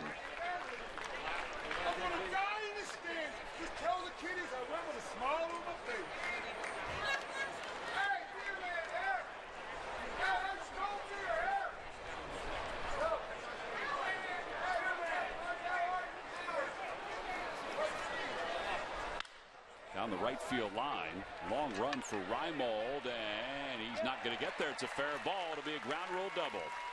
It's his second double of the day. So runners on second and third. Fills up 2 runners in scoring position. Well, it's been a tough spring so far, win-loss wise, Murph, for Buck Showalter, but he has shown with several different organizations that he's a pretty darn good manager. Yeah, it certainly has not started the way that Buck Showalter would have liked, but you're right. You would think that a guy like himself would turn things around. You're looking at our Toyota leaders for today. It's active managers and their wins, and there he is, 4th on the list behind Bruce Bochy and Dusty Baker, of course, Mike Scioscia, and there you saw Showalter with 1,340 career wins as a manager. So the man knows what he's doing on the bench. He's had success with a couple of different teams, the Yankees, the D-backs, the Rangers, and of course manager of the year 3 different times in Major League Baseball. He is part of our Toyota leaders board today, guys. Tried his hand at doing what we do right now as a broadcaster before taking the Orioles job. He and Dan Duquette have actually put together a pretty good relationship. And of course the general manager of the Orioles. Come on, JP.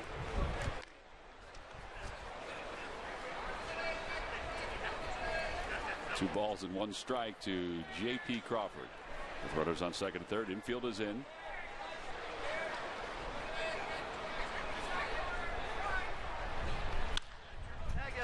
ball, right field. You heard Larry Boa say tag up.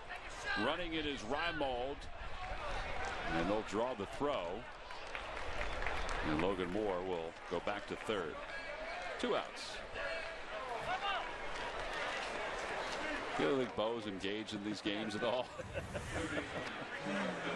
Absolutely. That's a good thing. You know, he recognized the ball's in the air. Go back right away. Now, as a base runner, you take about 4 or 5 hard strides. If you see it's going to be a strong throw, you put on the brakes and go back. And, of course, your third base coach is your rides as well.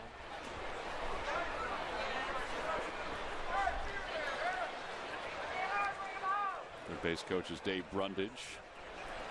So the Phils now with 2 outs and runners on second and third. Last time when Crawford grounded out, he's 0 for 3 today. Featherston picked him up with a base hit to right field. And it's 1-0. Little chin music.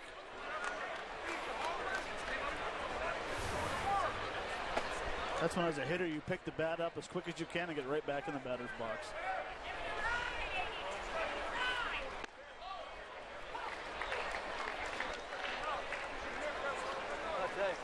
Then you think, okay, line drive back at him. Or do what he did the last time. Poke it right through the hole on the right side. Walker's cheated over toward the corner on that right side. Swing and a miss. That wasn't a swing for right field or the middle. No, that was a swing to hit it not only over his head, but over the wall. Over Frenchie's. Yeah.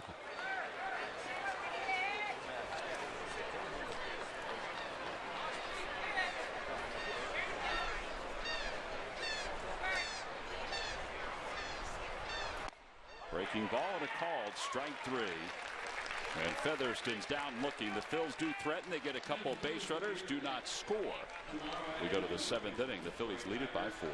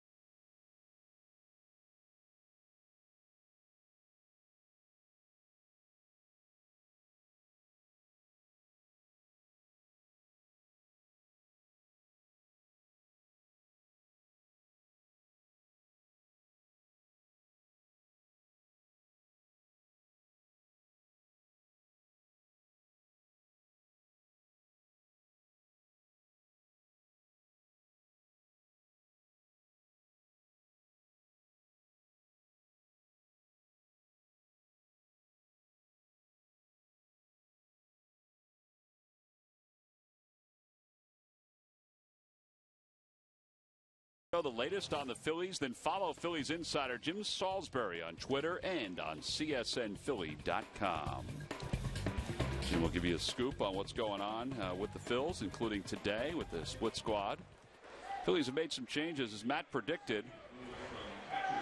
Casey Cerna is going to come on to play third base for the Phils. As Matt predicted, J.P. Arancibia is going to play first base now, as Logan Moore, who came on to pinch run for Darren Ruff, takes over behind the plate. And the new pitcher is right-hander Greg Burke.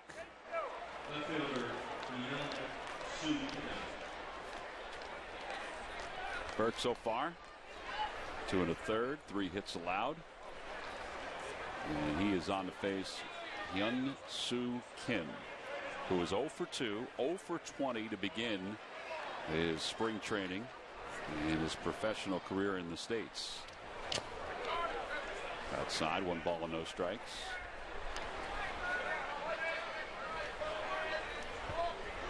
All right, you've played over in Japan. Yep.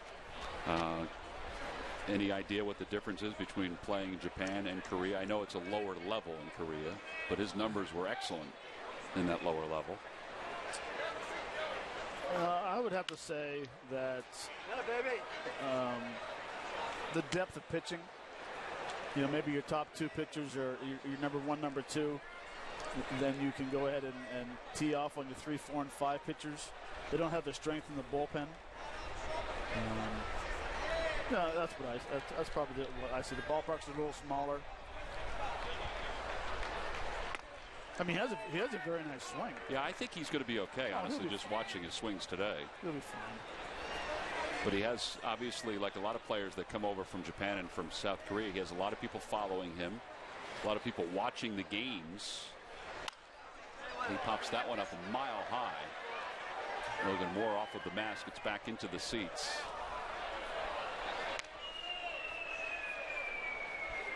So 1 ball and 2 strikes.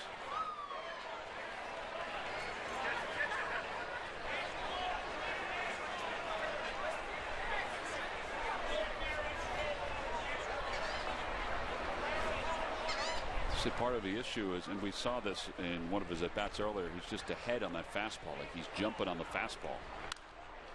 That one's popped up. Again, foul territory, third base side. The wind is going to push it back into the seats. Boy, that ball is coming down like a bomb.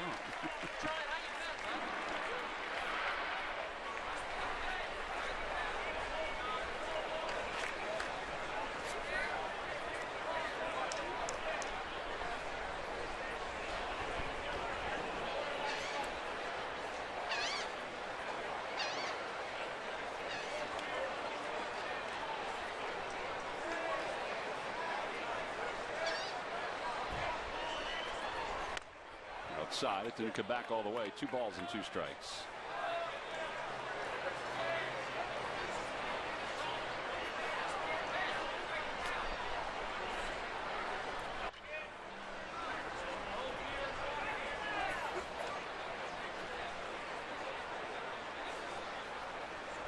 In the air to right center field. Going back on it is low. And the wind is going to keep that shy up the track. He'll make the catch. 1 away. Well, the wind did not bother Darren Ruff here today. 2 more home runs. One gave the Phils a 3-0 lead in the first inning. And then he played a little defense over at first base pretty cleanly this afternoon. And then his second at bat, he decided to go yard one more time. So, Murph, it's a pretty good day. So this should make for a very nice conversation. Yeah, it should indeed. And I actually went to Darren before the game in the clubhouse, and I said, hey, I'm going to grab you when you come out today. I said, so, go out there and have a good game. Thank you. Yeah. I think you told me that you're going to talk to me no matter what. I was. But if I hit a 2-run home run, you'd have more of a reason to. Right. So we'll take the 2 home runs. Matt was talking about during your at-bats that it just appears right now, 3 out of your last 5 at-bats have resulted in a home run, that you're seeing the ball real well, and not only are you getting good swings, but you're having good takes as well. Is that an accurate statement? Yeah, definitely. When you're feeling good in the box, you tend to be swinging at strikes, laying off, borderline pitches. And barreling those balls up, and luckily I have the last few games. Those are things you try to work on in spring training and refining your plate discipline and things like that. And so far it's clicked a little earlier for me than it has in the past, and hopefully I can just carry that on. I would imagine the conversation in the offseason gets old for you when you hear, well, we know Darren can hit lefties. He can hit lefties. Like today you get a chance against the right-handers and you do what you're able to do. Satisfying, I would imagine. But again, would you like that conversation to change too? It's been like that the last couple of years. I don't think I did myself any favors. I think it was in 2014 when I strained my oblique in spring training and I missed some time. And anytime you miss some time, you have to find yourself fighting for a role on the team. And I think when I came back, I ended up being more of a platoon guy facing lefties, and kind of just been doing that the last 2 years. So hopefully I'll get an opportunity to show that I can, play against some righties and continue to hit well. And we'll see. It's a long season. Anything can happen. I loved what you said early in spring training when you said, well, if they're telling me I'm a platoon player, then I've got improvement to make. I mean, that's the mindset you have right now. Yeah, definitely. It's everyone's goal to become an everyday player in the major leagues, and you have to earn that right. You have to prove that you can do it every single day. And I know Pete said it. It's a day-to-day business almost. You go out there and you prove you can play through your at-bats, you're having quality at-bats, you're playing defense, and those are things I'm trying to work on here in spring. Well, life changed for you in November when you had your son was born. You and Libby welcomed in your first son. How's that been for you as you get ready for a season? It's been amazing.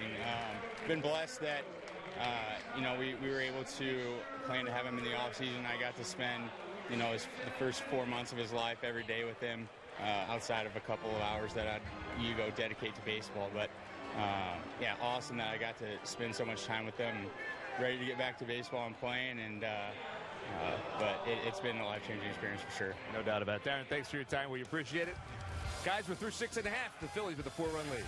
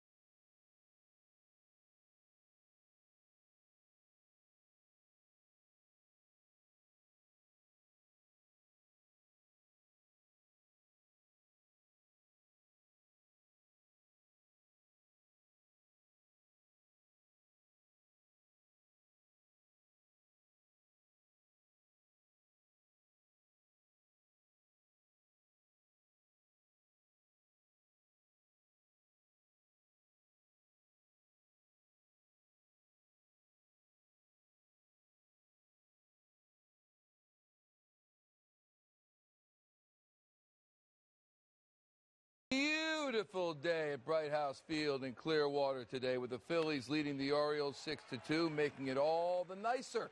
Good afternoon. Michael Barkan in our Comcast Sportsnet studio. Coming up at 5 o'clock on Philly Sports Talk, we'll break down all the moves made by the Eagles on the first day of the new NFL year.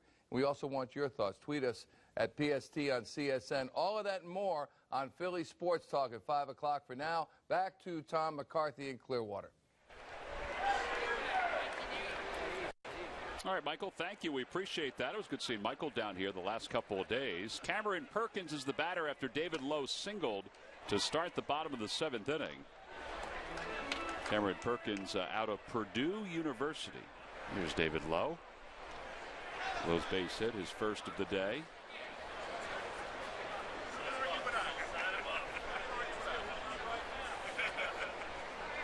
Perkins lifts it out toward right field. Not that deep. Joey Rickard, who just came on, comes sliding forward to make that catch. And there's one away. And Cesar Hernandez is coming up.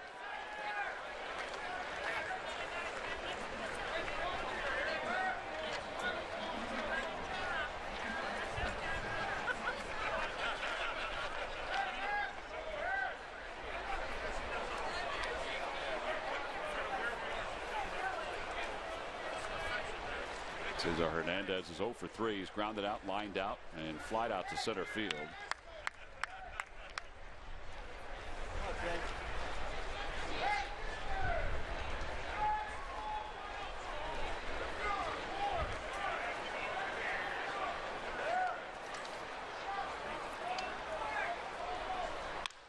There's a liner out to right field. That'll be in for a base hit. Lowe will stop at second.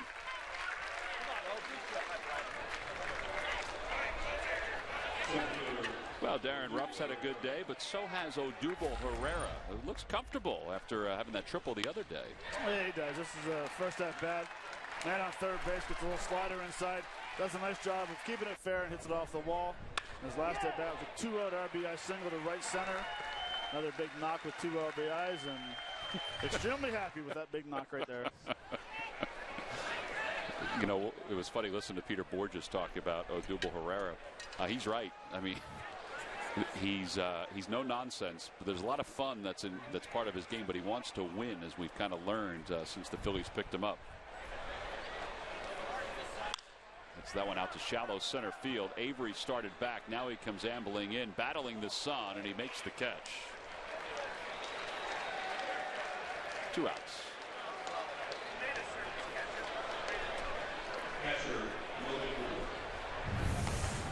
It's a tough play right here. The ball's in the sun. Eventually it's going to come out. But a nice job with staying with it and having the patience. And he had glasses on today, unlike the young fella from yesterday. Yep. You gotta live and you learn, Matt. Live and you learn. Logan Morrow came on the pinch run his last time offensively.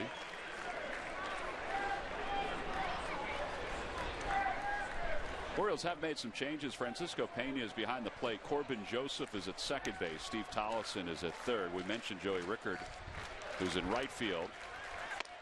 As Moore takes outside, 2-0. Phillies and the Orioles here in the bottom of the 7th inning.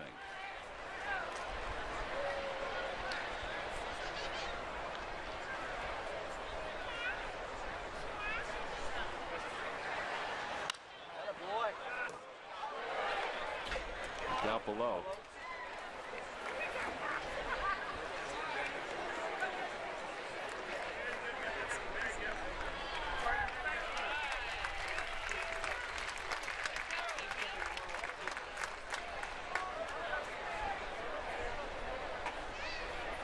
That one's pulled to first. Bad hop base hit over the head of Walker and down the right field line. 1 run is in. Going to third and holding there is Hernandez. It'll be an RBI single for Logan Moore. 7-2 Phils. Well, hit the ball hard. You never know what's going to happen. He hit the ball right on the nose. That 4-hole hitter has been hitting the ball extremely well. Change up in the zone. Nice job staying back, using the lower half and driving it. A nice job by the first baseman by getting out of the way and not taking it off the forehead. That's where it was headed. That ball's crushed. There's Cesar over third. Logan Moore at first. Carlos Ruiz, who is 1 for 3 today.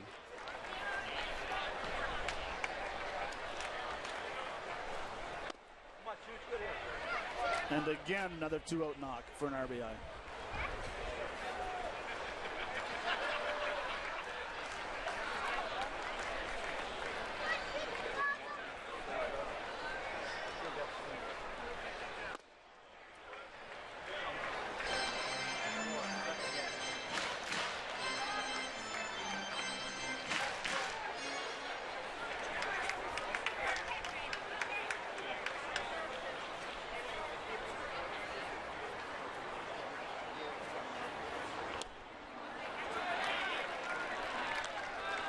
Carlos being patient here in this at bat.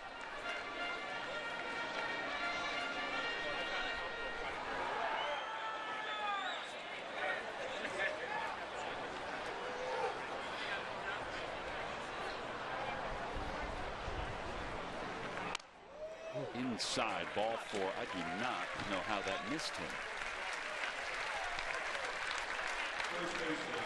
Bases are loaded.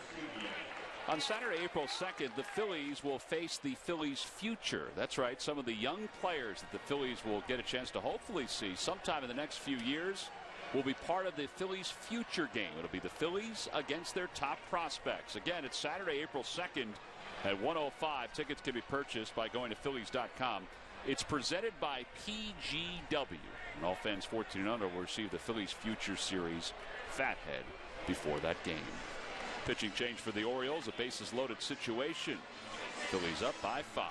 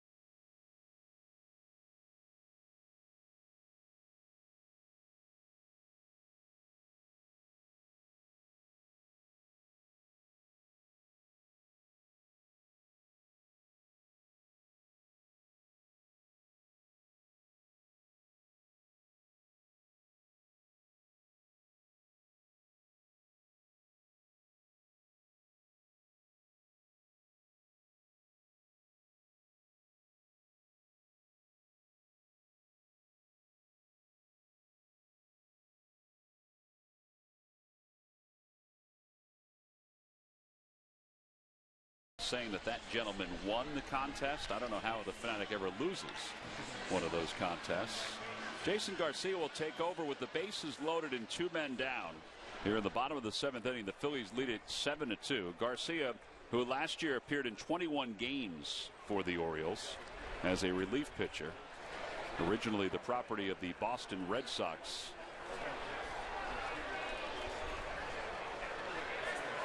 He's been part of last year in Double-A before being brought up to the big club.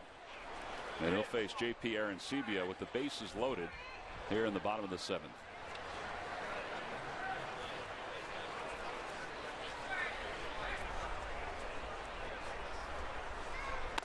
Inside, 1 ball, no strikes.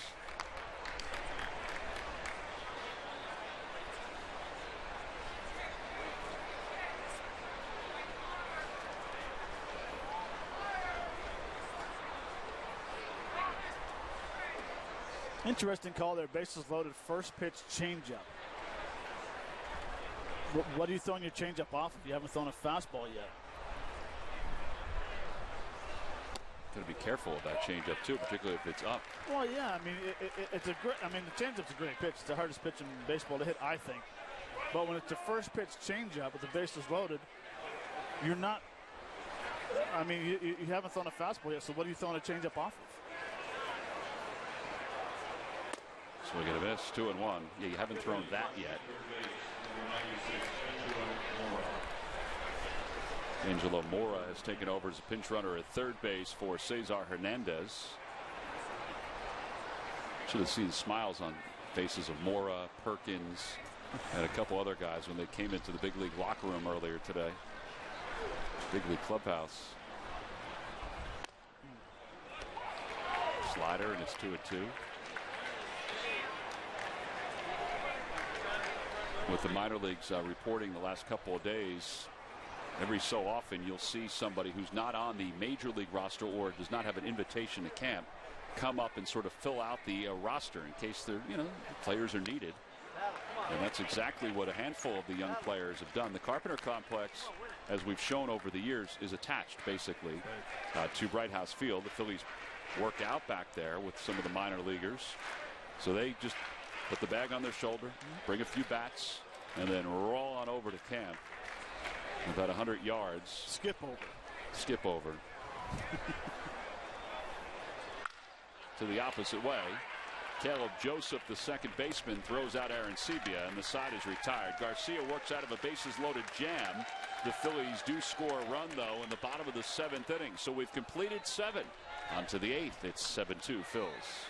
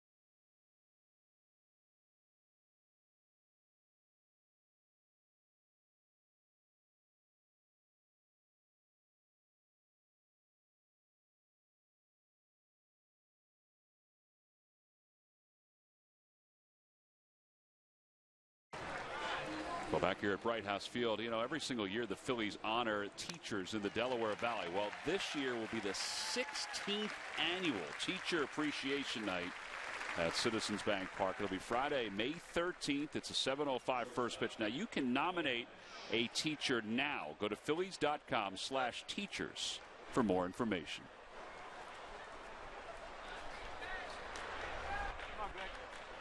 Along with Matt Stairs and Greg Murphy, I'm Tom McCarthy. We go to the top of the 8th inning, 7-2 Phillies. Greg Burke on for his second inning of work, facing Paul Janisch, and he delivers the strike. It's 0-1. All right, so now Greg Burke, last time out, Matt, pitched a scoreless first inning, and then the second inning is where he gave up a couple of runs. Second inning here. Let's see how he adjusts. He's been right around the strike zone. I mean, he's been able to put it wherever he wants it to. Well, and I can guarantee going into this game today, he said, okay, I got through the first inning. Now let's bear it down even harder in the second inning. Keep the ball down and continue throwing strikes. Just missed inside. 1-2. Changes for the Phillies. Mora came on to pinch run, so he stays in for Hernandez at second base. Nick Williams goes to right field, and moving from right to center is David Lowe. The ball's fouled back.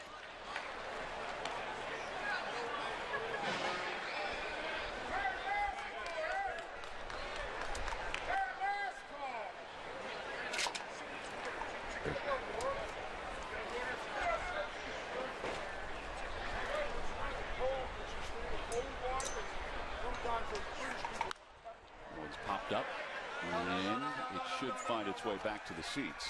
And Tom, we were talking earlier about the kids coming over from the minor league camp to come over and play. And a lot of the kids will come over. You might call over a veteran from AAA who's been around for a while, or you usually get guys from the rookie ball league.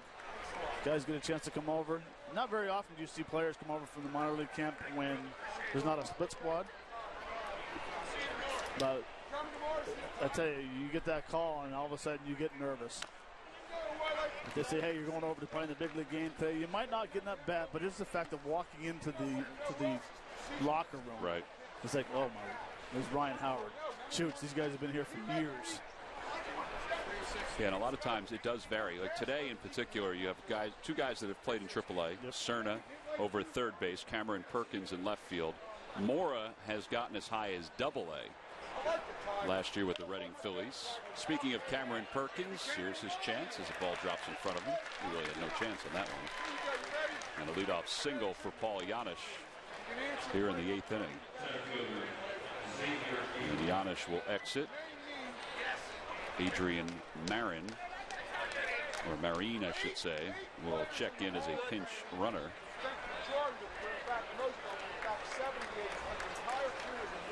Marine is one of those guys that is a minor leaguer who they brought over from Sarasota for this game.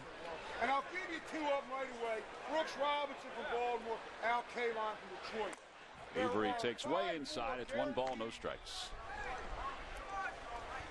Avery's 1 for 2. He has singled and scored. He's also lined out sharply to short.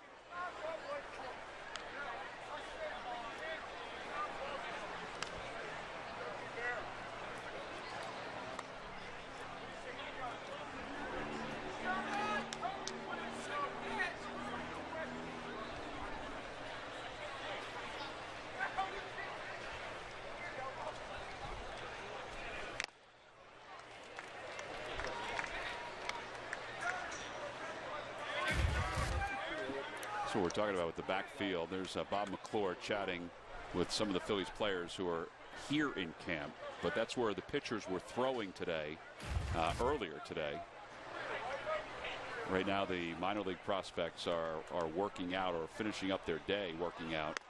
There are also fields across the street, and some of the other minor leaguers go across the street to work out. It's just so great to have everything so close. It's one of the visions that the Phillies had when they opened up Wright House Field. Carpenter Complex has always been the minor league facility for the Phillies, but Jack Russell Stadium was a few miles up the road. And when they built this facility, they had it in mind that one field would be adjoined by the other fields. 3 balls, 1 strike to Avery. And a high fly ball deep to right field. Williams going back toward the fence, and it is gone. That is a 2-run bomb. It's 7-4. The Phillies lead down to 3.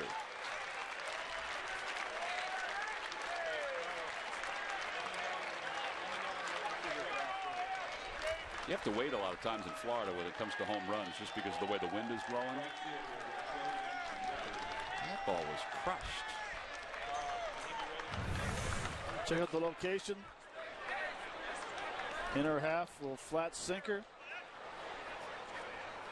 And absolutely destroyed to right field. Rickard takes inside. Joey Rickard up for the first time. Now Rickard, like Tyler Goodell, a Rule 5 pick out of the Tampa Bay Rays organization. Dave Lundquist is going to go out to the mound and chat with Greg Burke. He's given Hector Neris a little bit of time. Neris has just started warming up in the bullpen for the Phils. An update from the game in Fort Myers where the Phillies have a split squad today. They lead the Twins 4-2. Jake Thompson, who followed Zach Eflin's 3 innings, pitched 3 innings of his own.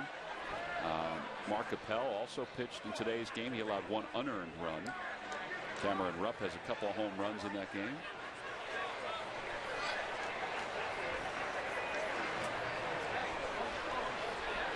Phils are trying to pick up wins 6 and 7 in the spring.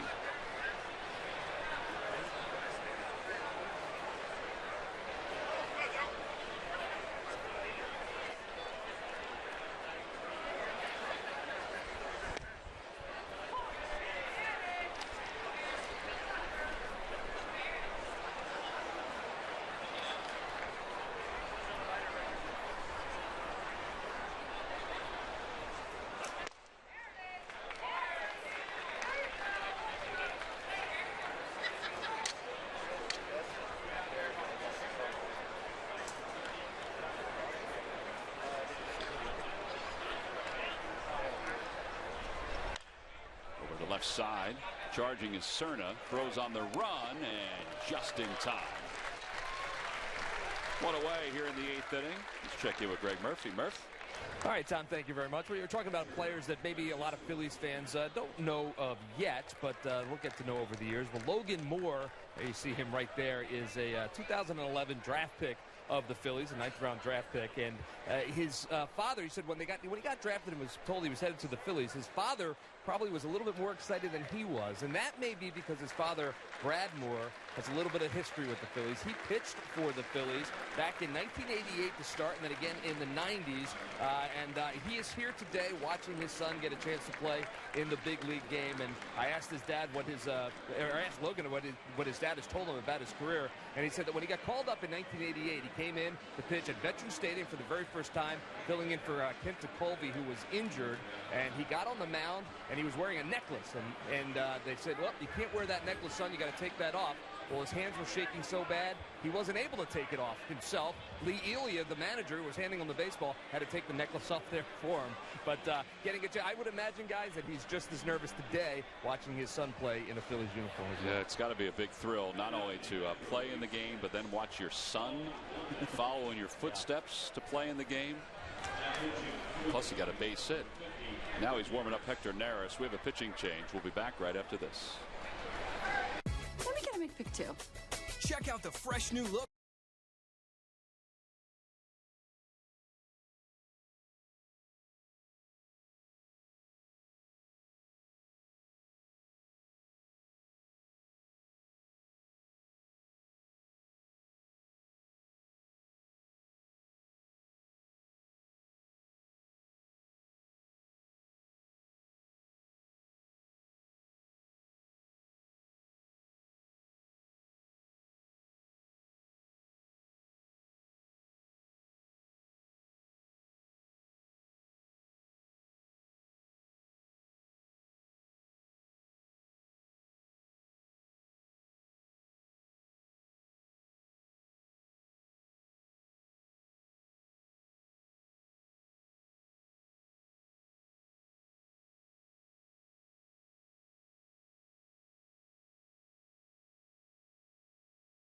Well, back here at Bright House Field, the Phillies lead it 7-4. And Greg Burke's afternoon is complete. His line is complete as well. 1 1/3, 2 runs, 2 hits. And he will give way to Hector Neris. Neris will take over to try to get the last couple outs here in the 8th inning. Well, we talked about Logan Moore and his dad Brad, the former Phil pitcher. And there is Brad getting a chance to watch today's ball game, get a chance to see his son catch and get a base hit. Probably get a picture too. Taking some selfies. Brad's wife Lisa. I don't know, anybody who's a parent of even a little leaguer, Babe Ruth, high school, anybody. There's always that little knot in your stomach when you're watching your son or daughter play a sport or do any kind of event. I don't know if it's different or if it's the same when you're watching them play a professional game or not. I think you still have the same sort of feelings.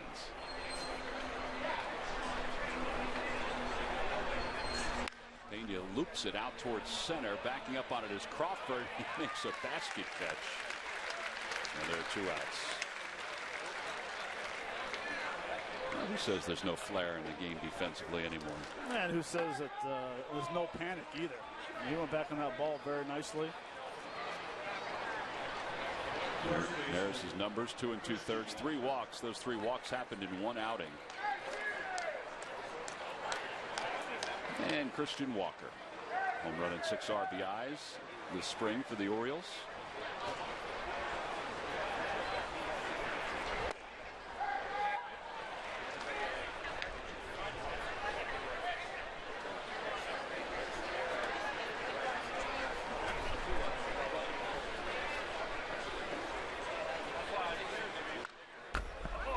No balls and 2 strikes.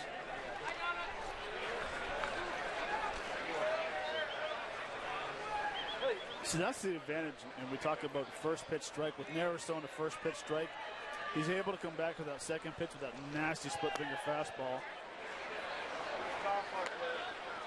And then do an extremely quick pitch right there. Yeah, Christian Walker was not ready for that one to come in.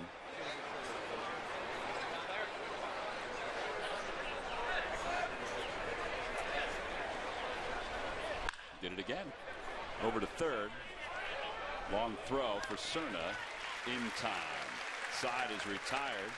Well, J.P. Crawford getting a chance to see him in all of his defensive flair here this afternoon.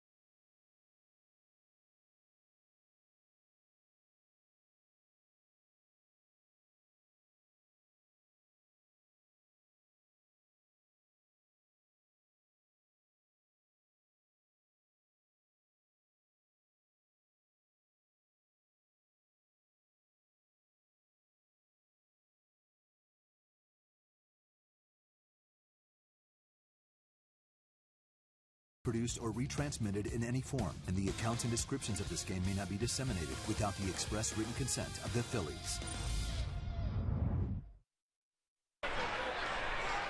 Phillies Spring Training Baseball is live with the MLB.com at-bat app. Stay connected all spring with radio broadcasts, video highlights, stats, news, and more. Download MLB.com at-bat, the #1 app for live baseball on your smartphone and tablet. Bottom of the 8th inning. Phillies lead it 7-4. J.P. Crawford leads it off.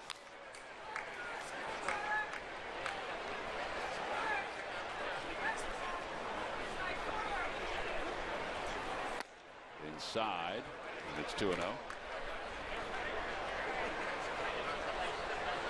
J.P. Crawford finished the year with Reading last year after starting the season in Clearwater. 3-0.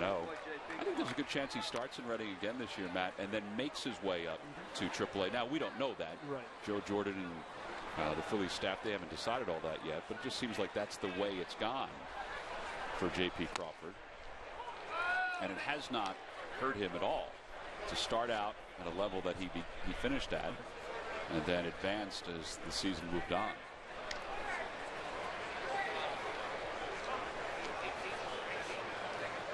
3-1 pitch to him. Outside, ball 4.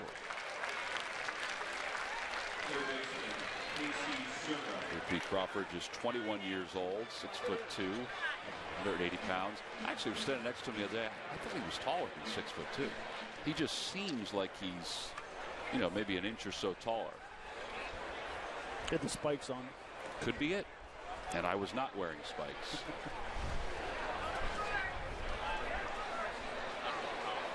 Here is Casey Cerna, who is now at third base. 0-1. By the way, changes for the Orioles defensively in the outfield. LJ Hose is in left. Rickard moves from right to center, and Dario Alvarez is in right field. Marine, who came on to pinch run, stays in the game. He's at shortstop.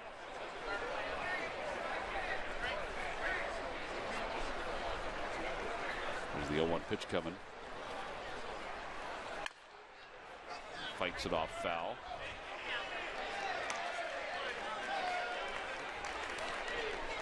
The reaction today in the clubhouse was even better because all of the guys, I was standing next to JP Arancibia and Mickey Morandini, and Mickey has coached a lot of these guys down in the minor leagues, and he was the first person that they sort of ran to. And I think it was Cerna that Mickey was scolding about his fantasy football team, that he wasn't keeping up on it last year. 1 ball, 2 strikes.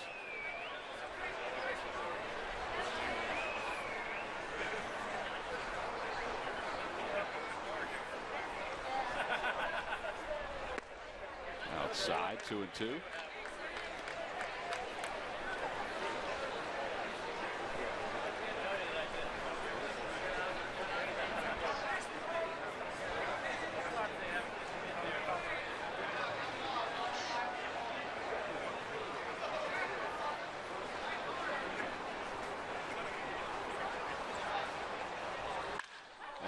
Drive base hit into center field.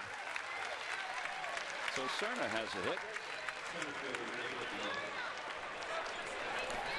So just to kind of recap here today, Alec Asher pitched the first 3 innings. He and Severino Gonzalez both pitched 3 and both pitched well here this afternoon. Well, they did, and the key was getting ahead of the hitters. Asher threw 3 innings, 3 hits, 2 runs. Struck out 5 guys, made 1 mistake with the ball up in the zone, but I thought today he had very good command of his fastball, getting ahead and putting hitters away with a good fastball. Yeah, he had good life on his fastball. Runners on first and second to start the 8th inning for the Phils. David Lowe, who is 1 for 3. Up for the 4th time, now playing center field. Chopper right side. He's going to be tough to double up. Unable to do it. They do get the middle runner though. 4-6 on the putout.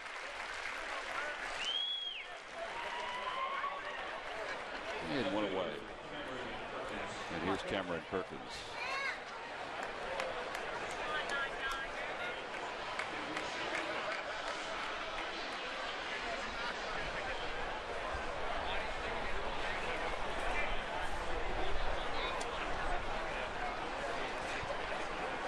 Cameron Perkins now 25 years old. He spent this offseason getting himself ready for spring training after playing the last couple of years playing winter ball or in the Arizona Fall League. Did not play winter ball this past offseason. Last year when he played for Reading, played in 100 games, hit .252 with 11 home runs. He has played 74 games in his career at AAA.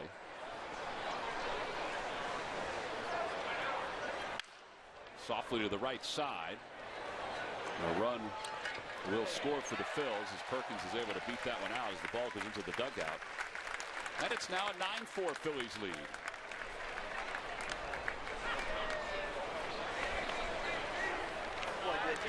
Actually, I should say 8-4 Phillies lead. Pretty good flip. It might have wanted to eat that one instead of throwing to first base. Trying to force something that happened, but you got bragging rights. Starting to get the first big league hit for the guys coming over in the call-ups. Perkins got the first RBI. Well, here's Morrow. Let's see what he can do in his first at-bat. We need an extra base hit. It would just cap off the offensive day for the youngsters. Two.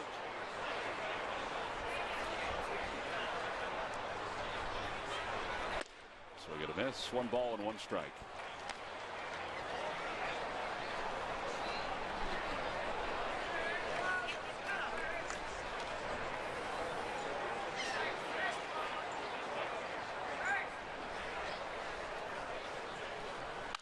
Out of play again. Got to remember too that the minor leagues haven't been playing any games yet. That's right. So their timing's going to be a little bit off.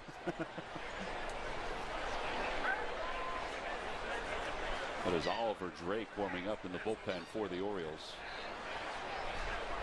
1 ball, 2 strikes, and a strike 3 call. So Moore is down looking. Side is retired. The Phillies, though, added another one. It has been a productive day for the offense. 8 runs on 14 hits.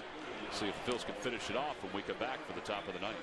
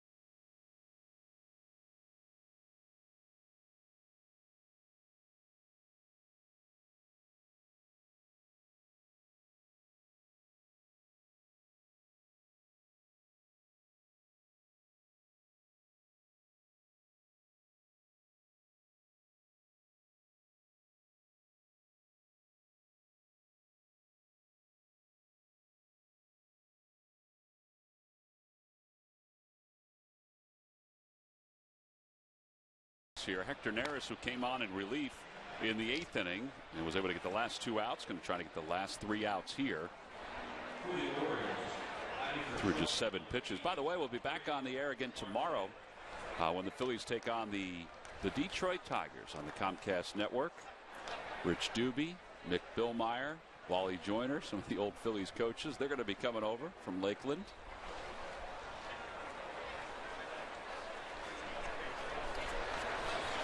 Like tomorrow, we will see Jordan Zimmerman on the mound for the Tigers. Kind of weird to say that for the Tigers. And Aaron Nola will be back at it for the Phillies. And if Phillies fans are interested in watching Nola pitch. Here's Alfredo Marte, and he fouls it away. It's 0-2.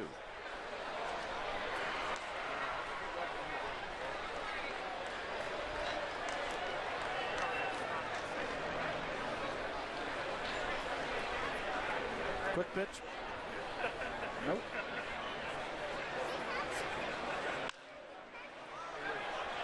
We have seen that more and more over the last couple of years, Matt, the quick pitch. I mean, we've always seen it, but it's more evident, particularly from the Latin players, the last couple of years. Is it something that they do in winter ball or in their leagues, and why are we seeing more of it? I think it's just they try to get an advantage with 2 strikes. Not very often do you see it even count 1-1. It's usually with 2 strikes, and all it is that there's no leg kick. You know, you get your sign, and basically you throw to home plate. The first guy I've seen do it was Zach Greinke. He used to do it all the time. Now hitters, of course, they're not going to like it. But I mean, the game is to try to take advantage of outsmarting your teammate, or your players. And last year we saw controversy with the Mets with Hansel Robles against the Phillies against Cameron Ruff. Now Ruff wasn't even looking when the pitch came in. Swing and a miss. Neris gets a strikeout. The key is that the pitcher does come to a stop. And what Robles was doing last year, in all honesty, in that game, is he wasn't coming to a stop. He was just getting it and going. Well, but I don't think you have to come to a stop. I mean, really, there's no one on base, so it's, you know, when you do your full windup, there's no one on base, so you're not coming to a stop. The only thing I don't like about it is that, one, if you throw a pitch up and in where a hitter's not looking, it's hard to say what happened. Right. O.J. Hose, a swing and a miss. 0-1. Neris is throwing strike 1 here today, and he's working quickly.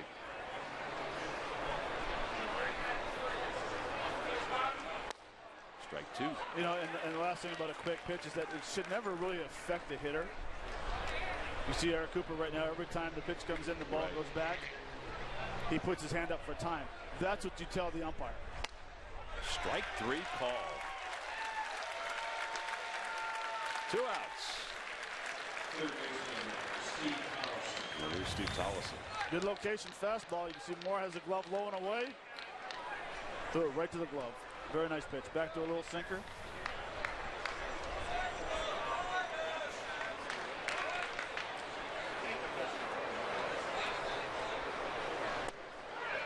Starts him off with an off-speed pitch.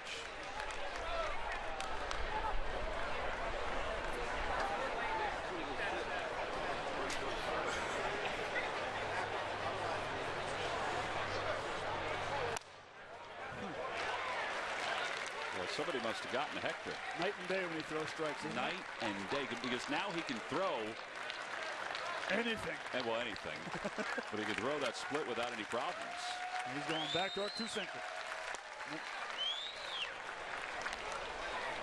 Come on, right here, let's go.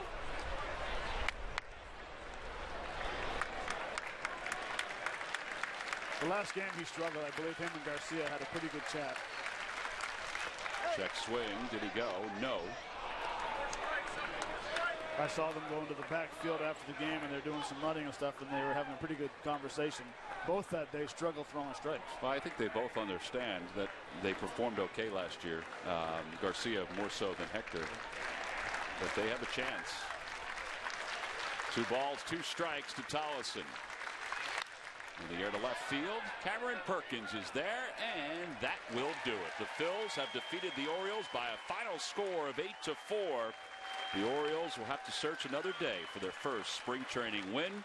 And Larry Boa, well, not that he has bragging rights over Pete Macadam, but he has 2 wins so far this spring during these split squad games.